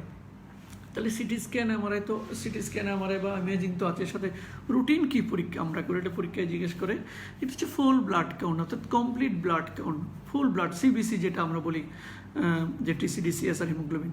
তাহলে দেখবেন যে রোগীর সাধারণত নিউট্রোফিলিক লিউকোসাইট, এটা আমরা সবাই জানি, অনেক সময় ইএসআরটা একটু হাই থাকতে পারে। আমরা যদি সি রিঅ্যাক্টিভ প্রোটিন করি, এটা হাই থাকবে। এবং ইউরিন অ্যানালাইসিস আমরা সাধারণত ইউরিন অ্যানালাইসিস করলে যদি পেলভিক ভ্যারাইটি হয়, পাস সেল পাওয়া যেতে পারে, রিয়ারলি আরবিসিও পাওয়া যেতে পারে, বাট অন্যান্য ক্ষেত্রে সাধারণত ইউরিনটা নর্মাল থাকে। যদি ফিমেল হয়, reproductive age, proper history of the menstruation আমাদেরকে নিতে হবে। তারপরে অনেক সময় কনফিউশন হয়, তাহলে প্রেগনেন্সির সাথে ইকটোপিক রাপচারের সাথে আমাদের কনফিউশন হতে পারে, সেক্ষেত্রে অবশ্যই এটা প্রেগনেন্সি টেস্ট করতে হবে। তো এখানে অনেকগুলো ক্লিনিক্যালি আমরা প্র্যাকটিক্যাল জীবনে কনফিউশন অ্যারাইজ করে, অথবা ডিফিকাল্ট টু ম্যানেজ, অনেক সময় ভেরি ডিফিকাল্ট। তো সেক্ষেত্রে পেশেন্টকে প্রপার হিস্ট্রিটা নিতে হয় আমাদেরকে, এবং প্রেগনেন্সি টেস্ট করতে হয় উইথ কনসেন্ট না দিলেও করা যায় না।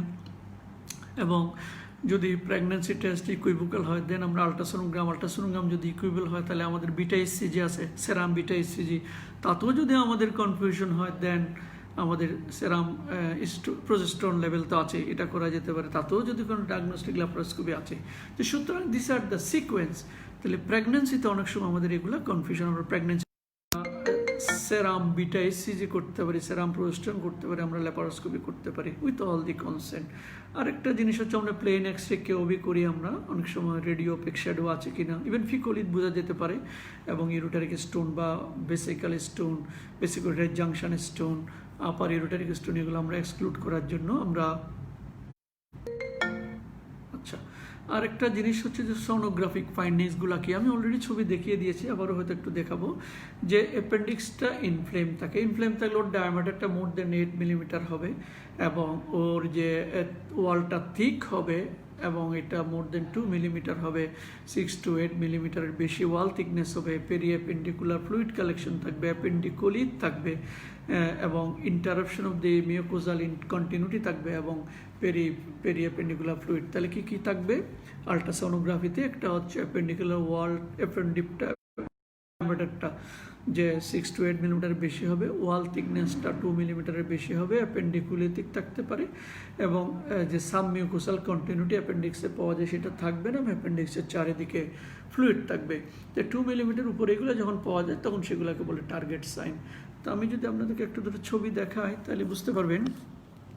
আমরা শেষের দিকে চলে আসছি, যে এটা হচ্ছে ultrasonography feature of N acute appendicitis. দেখেন খুব সুন্দর বোঝা যাচ্ছে, এটি ইনফ্লেমড ওয়াল, অ্যাপেন্ডিক্সের চারিদিকে যেগুলো কালো দেখতে পাচ্ছেন হাইপোইকুইক, সেগুলো হলো fluid collection. So the city ultrasonography finding, another ultrasonography finding you see, typical appendix বোঝা যাচ্ছে, অ্যাপেন্ডিক্স বোঝা যাচ্ছে। এটা হচ্ছে সিটি স্ক্যান। আর আপনারা বলেন যে এটা কোন সিটি সেকশন কোনটা, আমরা তো গত ক্লাসে বলেছিলাম এটা কোন সেকশন, এটা কোন সেকশন, এটা কোন সেকশন, ভেরি বিউটিফুল বোঝা যাচ্ছে। এটা হলো স্যাজাইটাল সেকশন, লম্বিটিউডিনাল অ্যাপেন্ডিক্সটা বোঝা যাচ্ছে, আর এটা হচ্ছে করোনাল সেকশন। দেখেন করোনাল সেকশন। তাহলে করোনাল সেকশনে অ্যাপেন্ডিসাইটিস আর সেজাইটাল সেকশনে অ্যাপেন্ডিসাইটিস বোঝা যায়। তাহলে আমরা যখন একটা রোগীর সিটি স্ক্যান দিব ফর অ্যাপেন্ডিসাইটিস, তাহলে আমি যদি না জানি যে করোনাল সেকশন সেজাইটাল সেকশনে ভালো বোঝা যায়, তাহলে কেমন আমাদের জন্য mind it for the those who are not expert in radiology ওরা যে ট্রান্সভার্স সেকশনও বুঝে, সব কিছু থেকে বুঝে, বাট ট্রান্সভার্স সেকশন আমাদের একটু বুঝতে অসুবিধা হয়, সুতরাং আমরা সেজাইটাল বা করোনাল সেকশন একটু বুঝতে সুবিধা হয়। তাহলে ডায়াগনোসিসের ক্ষেত্রে যে বলছিলাম যে ডিফারেন্ট স্কোরিং সিস্টেম ইউজ করে, তার মধ্যে একটা হচ্ছে অ্যালভারাডো স্কোর। অ্যালভারাডো স্কোরে আপনারা জানেন 10 পয়েন্ট আছে এবং 10 পয়েন্ট আছে, এবং এটা মনে রাখার সুবিধা হচ্ছে ম্যান্ট্রেলস। আমি দেখাচ্ছি ম্যান্ট্রেল যদি আপনি মনে রাখেন, M for migratory right iliac fossa pain, A for anorexia, N for nausea, MAN man. তাহলে migratory right iliac fossa pain, anorexia, nausea. Right iliac fossa পেইনের জন্য 1 স্কোর, অ্যানোরেক্সিয়ার জন্য 1 স্কোর। আমি দেখাই তাহলে আপনাদের একটু সুবিধা হবে। তাহলে এটা হচ্ছে আলভারেডো স্কোর, এটা মনে রাখবার সুবিধা হচ্ছে ম্যান্ট্রেলস। কীভাবে যে সিমটম কী migratory right iliac fossa pain point score 1, anorexia score 1, nausea vomiting score 1। Sign কী পাবেন, রাইট এলিয়াকোসা টেন্ডারনেসের জন্য 2, ভেরি ইম্পর্টেন্ট, এখানে 2 পয়েন্ট। যে রিবাউন্ড টেন্ডারনেসের জন্য 1, এলিভেটেড টেম্পারেচারের জন্য 1, ল্যাবরেটরি টেস্ট লিউকোসাইটোসিস যদি নিউট্রোফিল কাউন্ট বেশি হয় তাহলে 2, shift to the left. Shift to the left মানে হচ্ছে যে কী বলে সেগমেন্টেড নিউট্রোফিল যদি এটা বলে শিফট টু দ্য লেফট। তাহলে এই যে স্কোরগুলো দেখলেন, এগুলো হচ্ছে যে আলভারাডো স্কোর, এবং এটা মনে রাখার সুবিধা হচ্ছে ম্যান্ট্রেলস। এবং এটার স্কোরগুলো কখন কী পাবেন, যদি আপনি দেখেন যে স্কোর লেস দেন 5 তাহলে নট শিওর অ্যাপেন্ডিসাইটিস কিনা আমরা শিওর না। যদি 5 to 6 হয় তাহলে কম্প্যাটেবল হতে পারে, আর 6 to 9 যদি হয় প্রবেবল, আর মোর দেন 9 যদি হয় কনফার্ম। আমি আবার বলছি, লেস দেন 5 যদি হয় নট শিওর, 5 to 6 যদি হয় স্কোর কম্প্যাটেবল, 6 to 9 যদি হয় প্রবেবল, অ্যান্ড মোর দেন 9 যদি হয় কনফার্ম। তাহলে এটা হলো যে আলভারেডো স্কোর। তবে এটাকে অনেকে মডিফাই করছে, কালাম সাহেব এক ভদ্রলোক এটাকে মডিফাই করছে, আরও কিছু স্কোরিং সিস্টেম আছে সেগুলো আমি বলছিলাম যে কালাম মডিফাইড দি স্কোর। এখানে উনি বলছে যে 1994-এ উনি একটা শুধু বাদ দিয়েছে, যেটা বলছিলাম যে শিফট টু দ্য লেফট, অর্থাৎ সেগমেন্টেড নিউট্রোফিল যেটার কথা উনি বলছেন, এটা উনি বাদ দিয়েছে, সেটা শুধু মডিফিকেশন। এছাড়া একটা হচ্ছে জেনাকি স্কোর আছে, এটা 2005-এ দিয়েছিল। এটা সাধারণত লোয়ার অ্যাবডোমিনাল টেন্ডানে 4টা পয়েন্ট, অনেকগুলো স্কোরিং আছে, এটা আমাদের দরকার নেই। রিপাসা স্কোর আছে, একটা জাস্ট নামগুলো মনে রাখলেন যারা পোস্ট গ্রাজুয়েশন পর। রিপাসা স্কোরিং সিস্টেম 2010 সালে দিয়েছিল, এখানে 15টা প্যারামিটার আছে, এটি ডিটেলস আপনারা বইয়ে দেখে নিন। আরটা হচ্ছে অ্যান্ডারসন স্কোরিং সিস্টেম। তাহলে যে আলভারেডো স্কোরের বাইরেও যে মডিফাইড আলভারেডো স্কোর বাই কালাম, এটা হচ্ছে জানাকিস স্কোরিং সিস্টেম, ওটা হচ্ছে রিপাস স্কোরিং সিস্টেম, ওটা হচ্ছে অ্যান্ডারসন স্কোরিং সিস্টেম। এগুলো আছে আমাদের। এখন আমরা শেষের দিকে চলে আসছি, ট্রিটমেন্ট কী। আমরা যদি এক কথায় বলি অ্যাপেন্ডিসাইটিসের, অ্যাকুট অ্যাপেন্ডিসাইটিসের ট্রিটমেন্ট কী, এক কথায় যদি বলি এটা অ্যাপেন্ডিসেক্টমি, এবং surgery is the only option, is the appendicectomy in any form. কিন্তু আপনারা দেখবেন রিসেন্টলি কিছু পেপার বেরিয়েছে যে non operative management of the acute appendicitis, এবং আমাদের যারা মেডিসিনের কলিগ আছে ওরা অনেকটা নন অপারেটিভ ম্যানেজমেন্ট দিয়ে থাকেন। তাহলে কিছু এটা কিন্তু কোনো ট্রায়াল বেসিস আছে, ট্রায়াল করছে মানুষ, লিটারেচারে চলে আসছে কিছু যে যদি অ্যাপেন্ডিসাইটিস আনকমপ্লিকেটেড হয়, তাহলে আনকমপ্লিকেটেড ওরা কীভাবে ডিফাইন করেছে, যদি অ্যাপেন্ডিক্সের মধ্যে ফিকোলিট না থাকে, যদি পারফোরেশন না হয়, গ্যাংগ্রিন না হয় এবং অ্যাবসেস না হয়, এগুলো ওরা বলছে যে আনকমপ্লিকেটেড অ্যাপেন্ডিসাইটিস। তাহলে যদি আনকমপ্লিকেটেড অ্যাপেন্ডিসাইটিস হয়, ওনারা একটা ট্রায়াল দিয়েছিল যে NBM করেছে, রুগীকে নাথিং বাই মাউথ, মুখে খেতে দেয় নাই এবং একটা IV অ্যান্টিবায়োটিক দিয়েছে, অথবা মুখে খেতে দেয় নাই, 3rd জেনারেশন সেফালোস্পিরিনের সাথে মেট্রোল দিয়েছে, অথবা ইমিপ্যানাম, মেরোপ্যানাম বা যে ওষুধ মানে আর্টিপেনাম জাতীয় যে ওষুধ আছে ওগুলো দিয়েছে। দেখা গেছে তাদের যে অ্যাপেন্ডিসাইটিসগুলো ওরা সিটি স্ক্যান করে ডায়াগনোসিস করেছিল তার মোর দেন 90% ইমপ্রুভ করেছে, বাট সাবসিকুয়েন্টলি তাদের 1/4 আবার অ্যাপেন্ডিসেক্টমি লেগেছে। সুতরাং কনজারভেটিভ যে দেওয়া যায় না তা না, দেওয়া যেতে পারে উইথ দিস এভিডেন্স, কিন্তু এটা এখন আর্লি স্টেজ আছে এবং দেখা গেছে সব ক্ষেত্রে এটা সেফ নয়। Elderly patient, extreme age of age, comorbidity, এক্ষেত্রে এগুলো ইম্পর্টেন্ট হবে। অ্যাবাভ দ্য এজ অফ 40 এগুলো সেফ নয়, এগুলোর ক্ষেত্রে অপারেশনই বেটার। তাহলে যারা পোস্ট গ্রাজুয়েশন পরীক্ষা দিবেন এটা মনে রাখবে যে নন অপারেটিভ ম্যানেজমেন্ট একটা আসছে এবং সেটা এখনও এস্টাবলিশড নয়। এখন মেইন কথা হচ্ছে অপারেটিভ ম্যানেজমেন্ট। অপারেটিভসন কী করি আমরা? অ্যাপেন্ডিসেক্টমি করি এবং that is the traditional treatment. সুতরাং পরীক্ষায় আমরা বলবো অ্যাপেন্ডিসাইটিসের চিকিৎসা কি? অ্যাপেন্ডিসাইটিসের চিকিৎসা অপারেশন, এটা আমাদের মনে রাখতে হবে। তবে এখানে আননেসেসারি ডিলে করা যাবে না। তার মানে এই নয় যে আমি একটু রিসাসিটেট করবো না, আমরা একটু আইভি ফ্লুইড দেবো, একটা অ্যান্টিবায়োটিক দেবো, তো অনেক সময় একটু ক্যাথেটার করবো বা রাইস টিউব দেওয়া লাগতে পারে। তাহলে আমরা যে নর্মাল যে রিসাসিটেশন আছে সেগুলো আমরা একটু করব। দেখা গেছে যে একটা অ্যাপেন্ডিসাইটে যদি আমরা একটা অপারেশনের আগে একটা অ্যান্টিবায়োটিক দিয়ে থাকি তাহলে পোস্ট অপারেটিভ ইনফেকশন রেটটা একটু কমে যায়। বাট রুগী যদি পেরিটোনাইটিস ডেভেলপ করে যায়, জেনারেলাইজড পেরিটোনাইটিস, তাহলে প্রোফাইল্যাক্সিসের সাথে সাথে, এটা তার প্রোফাইল্যাক্সিস বলা যাবে না, যে আমাদের পোস্ট অপারেটিভ অ্যান্টিবায়োটিকটাকে কন্টিনিউ করতে হবে। এবং আমরা যে কন্টিনিউ করব যে কি অ্যান্টিবায়োটিক দেব, আমাদের মনে রাখতে হবে এটা একটা মিক্সড ইনফেকশন। একটা জিনিস আমি বলতে ভুলে গেছিলাম, কী অর্গানিজম দিয়ে এটা হয়।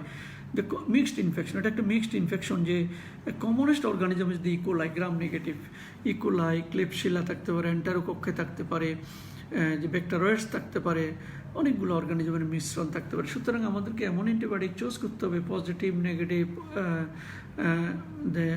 কক্কাই, বেসিলাই এবং ব্যাকটেরিয়াস, এগুলোকে কভার করতে হবে। তাহলে এটা একটু মনে করতে হবে। আর যদি বাচ্চাদের বেশি জ্বর থাকে, অ্যাপেন্ডিসেক্টমির আগে জ্বরটাকে কমিয়ে নিলে ভালো। শুধু তাই নয়, যে কোনো পেশেন্টের যদি জ্বর থাকে, জ্বরটা একটু কমায় নিলে ভালো। ইন এনি ফর্ম যেগুলো আমাদের অপশন আছে, তাতে অ্যানেস্থেশিয়ার আউটকামটা ভালো হয়। এবং যদি আপনার ক্লিনিক্যালি মনে হয় যে অ্যাকিউট অ্যাপেন্ডিসাইটিসটা অবস্ট্রাকটিভ টাইপ, ওই যে আমি ছবি দেখিয়েছি, তাহলে এটা অবশ্যই ডিলে করা উচিত হবে না। তবে আরেকটা জিনিস, যারা ট্রেনিং, আমি তাদের জন্য বলছি, ধরুন একটা অ্যাকিউট অ্যাপেন্ডিসাইটিস হচ্ছে রাত 12টা পরে বা 1টার পরে, আপনি অলমোস্ট সকাল হয়ে যাচ্ছে, তাহলে আপনার যদি ওই ক্ষেত্রে কনজারভেটিভ নন অবস্ট্রাকটিভ প্যারাটিভ অ্যাপেন্ডিসাইটিস হয়, তো তাকে কনজারভেটিভ দিয়ে রাখেন। সাবসিকুয়েন্ট মর্নিংয়ে ফার্স্ট কেস করে নিতে অনেক সুবিধা আছে। আপনার সিনিয়র সাথে থাকবে, অল ফেসিলিটি পাবেন, সারা দিনটা আপনার জন্য রয়ে গেছে। সুতরাং লেট নাইটে যে কোনো একটা ইমার্জেন্সি সার্জারি যদি কনজারভেটিভ দেওয়া যায় অথবা সকাল পর্যন্ত ওয়েট করা যায় বাই এনি মিনস, তাহলে এটা ওয়েট করা ভালো, আদার দেন যে অবস্ট্রাকটিভ টাইপ অ্যাকিউট অ্যাপেন্ডিসাইটিস। এটা আমরা করলে এমন কোনো হার্ম নাই। তাহলে আমরা যে অপারেশন করব, যে অ্যাপেন্ডিসেক্টমি করব, এটা তো বিভিন্ন অ্যাপ্রোচ আছে। যে একটা হচ্ছে যে ওপেন অ্যাপ্রোচ, একটা হচ্ছে ল্যাপারোস্কোপিক অ্যাপ্রোচ, আর আমরা তো এখন মিনি ল্যাপারোস্কোপি করি।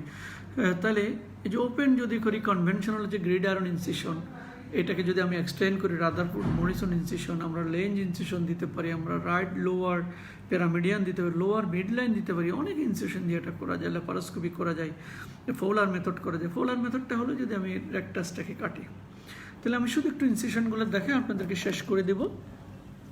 যে তবে একটা জিনিস মনে রাখবেন যে অ্যাপেন্ডিক্স, আচ্ছা এটা পরে বলি, একটু ইনসিশনটা দেখেন, যে এটা হচ্ছে রাইট লোয়ার প্যারামিডিয়ান, এটা হচ্ছে যদি আমি এখানে দিই লোয়ার মিড লাইন, এটা হচ্ছে গ্রিড আয়রন ইনসিশন, এটা যদি আমি এক্সটেন্ড করি রাদারফোর্ড মরিসন ইনসিশন, এটা হচ্ছে লেন্স ইনসিশন। এখানে একটা প্রশ্ন করা হয় জুনিয়রদেরকে, যে যদি মনে করো যে 5th ইয়ার বা 3rd ইয়ার পরীক্ষা দিচ্ছে, যে তোমার অ্যাপেন্ডিসাইটিস হয়েছে, তুমি কোনটা প্রেফার করবা? প্রথম উত্তর হবে যে ল্যাপারোস্কোপি প্রেফার করবো বা মিনি ল্যাপারোস্কোপি প্রেফার করবো। বলবে যে মিনি ল্যাপারোস্কোপি বা ল্যাপারোস্কোপি অপশন নাই, তাহলে আমি ওপেন করব। ওপেনের মধ্যে কোন ইনসিশন তুমি প্রেফার করবা? ল্যান্স ইনসিশন, বিকজ এটা কসমেটিক, স্কিন ক্রিজ লাইনে থাকে, একদম টিপিক্যালি এই প্রশ্নটা করা হয়। তাহলে আমরা সেক্ষেত্রে ল্যান্স ইনসিশনটাকে প্রেফার করব।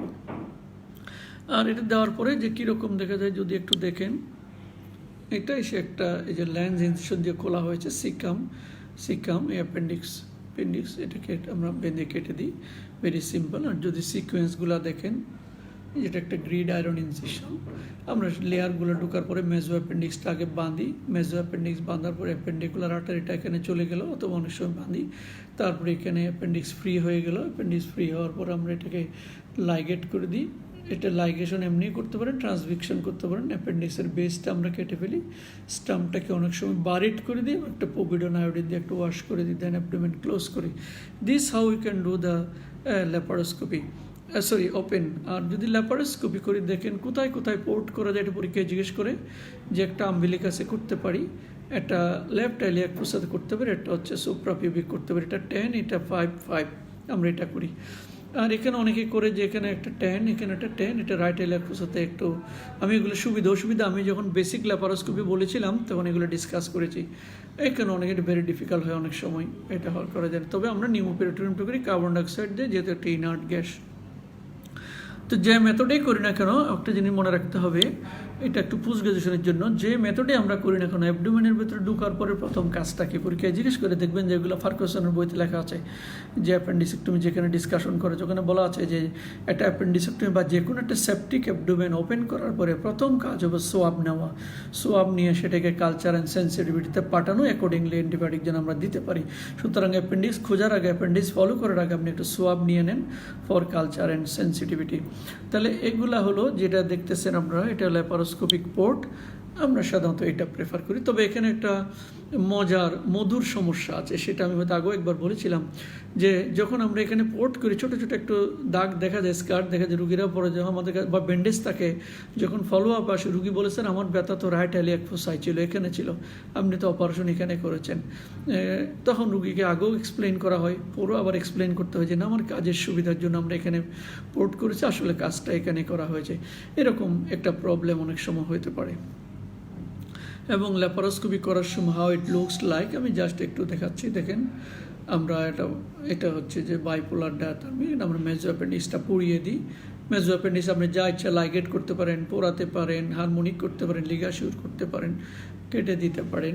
ওইটা পোড়ানোর পরে বেসটা আমরা লাইগেট করি, বেস লাইগেট করে যে লাইগেশন নিয়ে চলে আসি।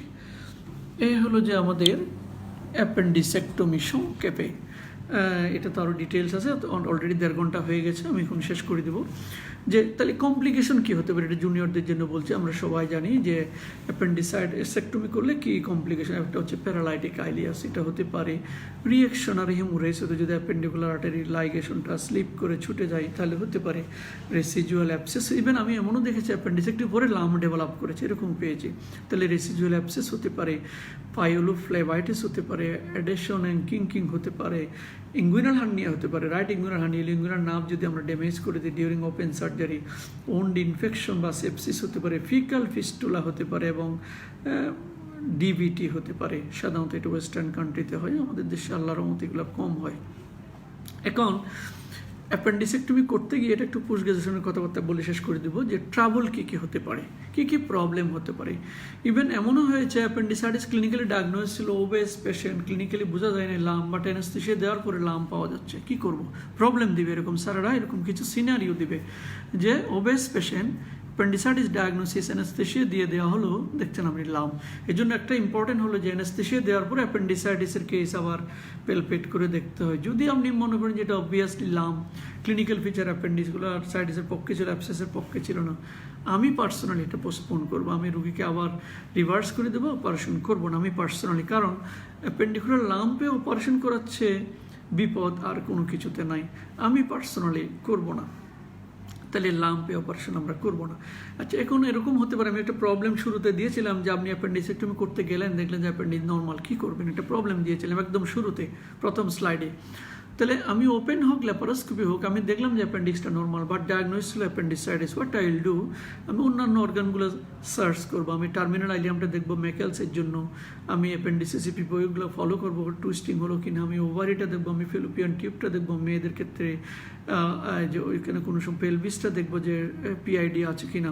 সুতরাং এই জিনিসগুলো আমি একটু, অথবা ক্রস ডিজিজ আছে কিনা এটা একটু আমি দেখতে পারি গাটটাকে ফলো করে, তাহলে এই জিনিসগুলো করবো। এখন এখানে অ্যাপেন্ডিক্স কাটবো কি কাটবো না, ডেফিনেটলি আমি অ্যাপেন্ডিক্স কেটে ফেলবো, কারণ আমি যদি এটা না কাটি তাহলে সাবসিকুয়েন্টলি এটা আবার ডায়াগনস্টিক প্রবলেম করবে এবং এটা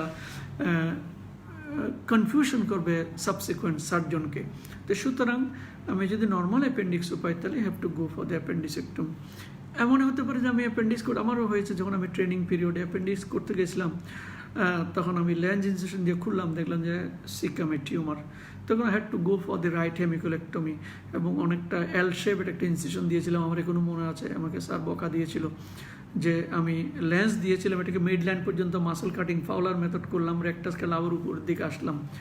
যে আমার যে মার্গুস স্যার ছিলেন, আমার প্রফেসর, শ্রদ্ধেয় প্রফেসর, আমাকে বলেছিলাম আপনি অন্যভাবে করতে পারতেন না, জেনি হোক।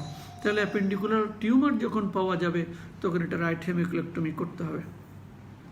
আচ্ছা, অ্যাবসেন্ট অফ অ্যাপেন্ডিক্স হতে পারে। যদি অ্যাবসেন্ট হয় তাহলে তারপরেও আপনাকে যে রেট্রোসিক্যাল পাই, পোস্ট আলিয়াল টাইপ, এগুলো একটু ফলো করতে হবে, প্লাস আদার জিনিসগুলো দেখতে হবে। যদি আমি অ্যাপেন্ডিক্সের মেলিগনেন্সি পাই তাহলে অবশ্যই হেমিকোলেক্টমি করে দেব। আর যদি মনে হচ্ছে যে ক্রস ডিজিজ আছে তাহলে অবশ্যই আমি অ্যাপেন্ডিসেক্টমি করে দেব, এবং সাথে আমি তাকে একটু স্টেরয়েড দিয়ে দেবো। এগুলো একটু মনে রাখবেন। আর একটা কথা আছে, এটা বলে শেষ করে দেবো, ইনসিডেন্টাল অ্যাপেন্ডিসেক্টমি। আমি বলেছিলাম যে আপনি অ্যাপেন্ডিক্স পেলেন যে লেফট আইলিয়াক ফোসাতে, অন্য অপারেশন করতে গেলেন কিন্তু অ্যাপেন্ডিক্স লেফট আইলিয়াক ফোসা রিমুভ করে দিব, অথবা অ্যাপেন্ডিক্স পেলেন গল ব্লাডার করতে গেলেন, অ্যাপেন্ডিক্স পেলেন লিভারের সাথে অ্যাপেন্ডিক্স করে দেবো, অথবা একটা পেশেন্ট যে যে ল্যাপারোটমি হয়েছে, লোয়ার অ্যাবডোমিনাল ভেগ কমপ্লেন আছে, হিস্টেরেক্টমি করতেছে, তাহলে অ্যাপেন্ডিক্স করে দেন। অনেক সময় দেখবেন যে এটা হচ্ছে মনসাউসিস সিনড্রোম বলে, অনেকে একটু ফিয়ার থাকে, সাইকিক পেশেন্ট, যে আমার পেটে কী হলো লোয়ার অ্যাবডোমিনাল পেইনের কথা বলে, তাদেরকে অনেক সময় বলা হচ্ছে যে অ্যাপেন্ডিসেক্টমি করে দিলে পেশেন্ট রিলিফ হয়ে যায়। বাট আরও কিছু ইম্পর্টেন্ট জিনিস, যেমন ল্যাডস প্রসিডিউর, আপনারা জানেন ল্যাডস ব্যান্ড, যে এটা একটা কনজেনিটাল যে ব্যান্ড থাকে, এটা কাটার সময় যেমন অ্যাপেন্ডিক্সটাও কেটে ফেলতে হয়। এটা আরও অনেকগুলো কম্পোনেন্ট আছে, আপনারা জানেন widening of the mesenteric base করতে হয়, ল্যাডস ব্যান্ড কাটতে হয়, অ্যাপেন্ডিসেক্টমি করতে হয়, লুমেন প্যাটেন্সি টেস্ট করতে হয়। তাহলে ল্যাডস প্রসিডিউর যারা পোস্ট গ্রাজুয়েশন যারা পড়ে নেবেন শর্ট নোট, এবং ল্যাডস প্রসিডিউরের সাথে অ্যাপেন্ডিসেক্টমি হলো একটা কম্পোনেন্ট। অনেক সময় যে অন টেবল কলোনিক লেভেজ যদি আমরা দিই তাহলে অ্যাপেন্ডিসেক্টমি ডেফিনেটলি করতে, এটা হচ্ছে ডুডলিস লেভেজ বলে, অন টেবল গ্যাস্ট্রিক লেভেজকে ডুডলিস লেভেল বলে, এটা তো অ্যাপেন্ডিসেক্টমি ওপেনিং দিয়ে করা যায়। অ্যান্ড লাস্টলি তো আমি একটু আগেও বলেছি যে ক্রস ডিজিজ যদি অ্যাসোসিয়েটেড থাকে তাহলে আমাদের অ্যাপেন্ডিসেক্টমি করতে হবে। আর অ্যাপেন্ডিকুলার লাম্পে আমরা অপারেশন করব না, প্রেফারেবলি অসনা শেরিন দিব, আর অ্যাপসেস অবশ্যই অপারেশন করব, ড্রেনেজ করে দেবো। একটু মনে রাখতে হবে যে অ্যাপসেসে বেশি ওখানে নড়াচড়া করার দরকার নাই, শুধুমাত্র আপনি অ্যাপসেসটা ড্রেন করে দেন, ড্রেন দিয়ে চলে আসেন। আর যদি অ্যাপেন্ডিক্স অবভিয়াস থাকে ফেলে দেন, বাট অ্যাপেন্ডিক্স খোঁজার দরকার নেই। আর লাম যদি হয় leave it as it is, এবং যে লাম যদি আবার অ্যাপসেস হয়ে যায় তাহলে অপারেশন করতে হবে। তাহলে এই হলো মোটামুটি অ্যাপেন্ডিক্সের একটু আলোচনা। এছাড়া আরও অনেক লাম নিয়ে অনেক কথাবার্তা, অ্যাপসেস নিয়ে অনেক কথাবার্তা আছে। তো সুতরাং সব কিছু একটা ক্লাসে শেষ করা যাবে না। আমি যার জুনিয়রদের রিকোয়েস্টে এই ডিসকাশনটা করলাম, এবং যারা সিনিয়র পোস্ট গ্রাজুয়েশন কেউ যদি শুনে থাকেন তাদের হয়তো কনসেপশনটা ক্লিয়ার হবে এবং হয়তো কাজে আসবে। আজকে এ পর্যন্ত, সবাই সুস্থ থাকেন, ভালো থাকেন, যতটুকু সম্ভব ঘরে থাকার চেষ্টা করেন, এবং সবাইকে অগ্রিম ঈদ মুবারক জানিয়ে শেষ করছি। আল্লাহ হাফিজ।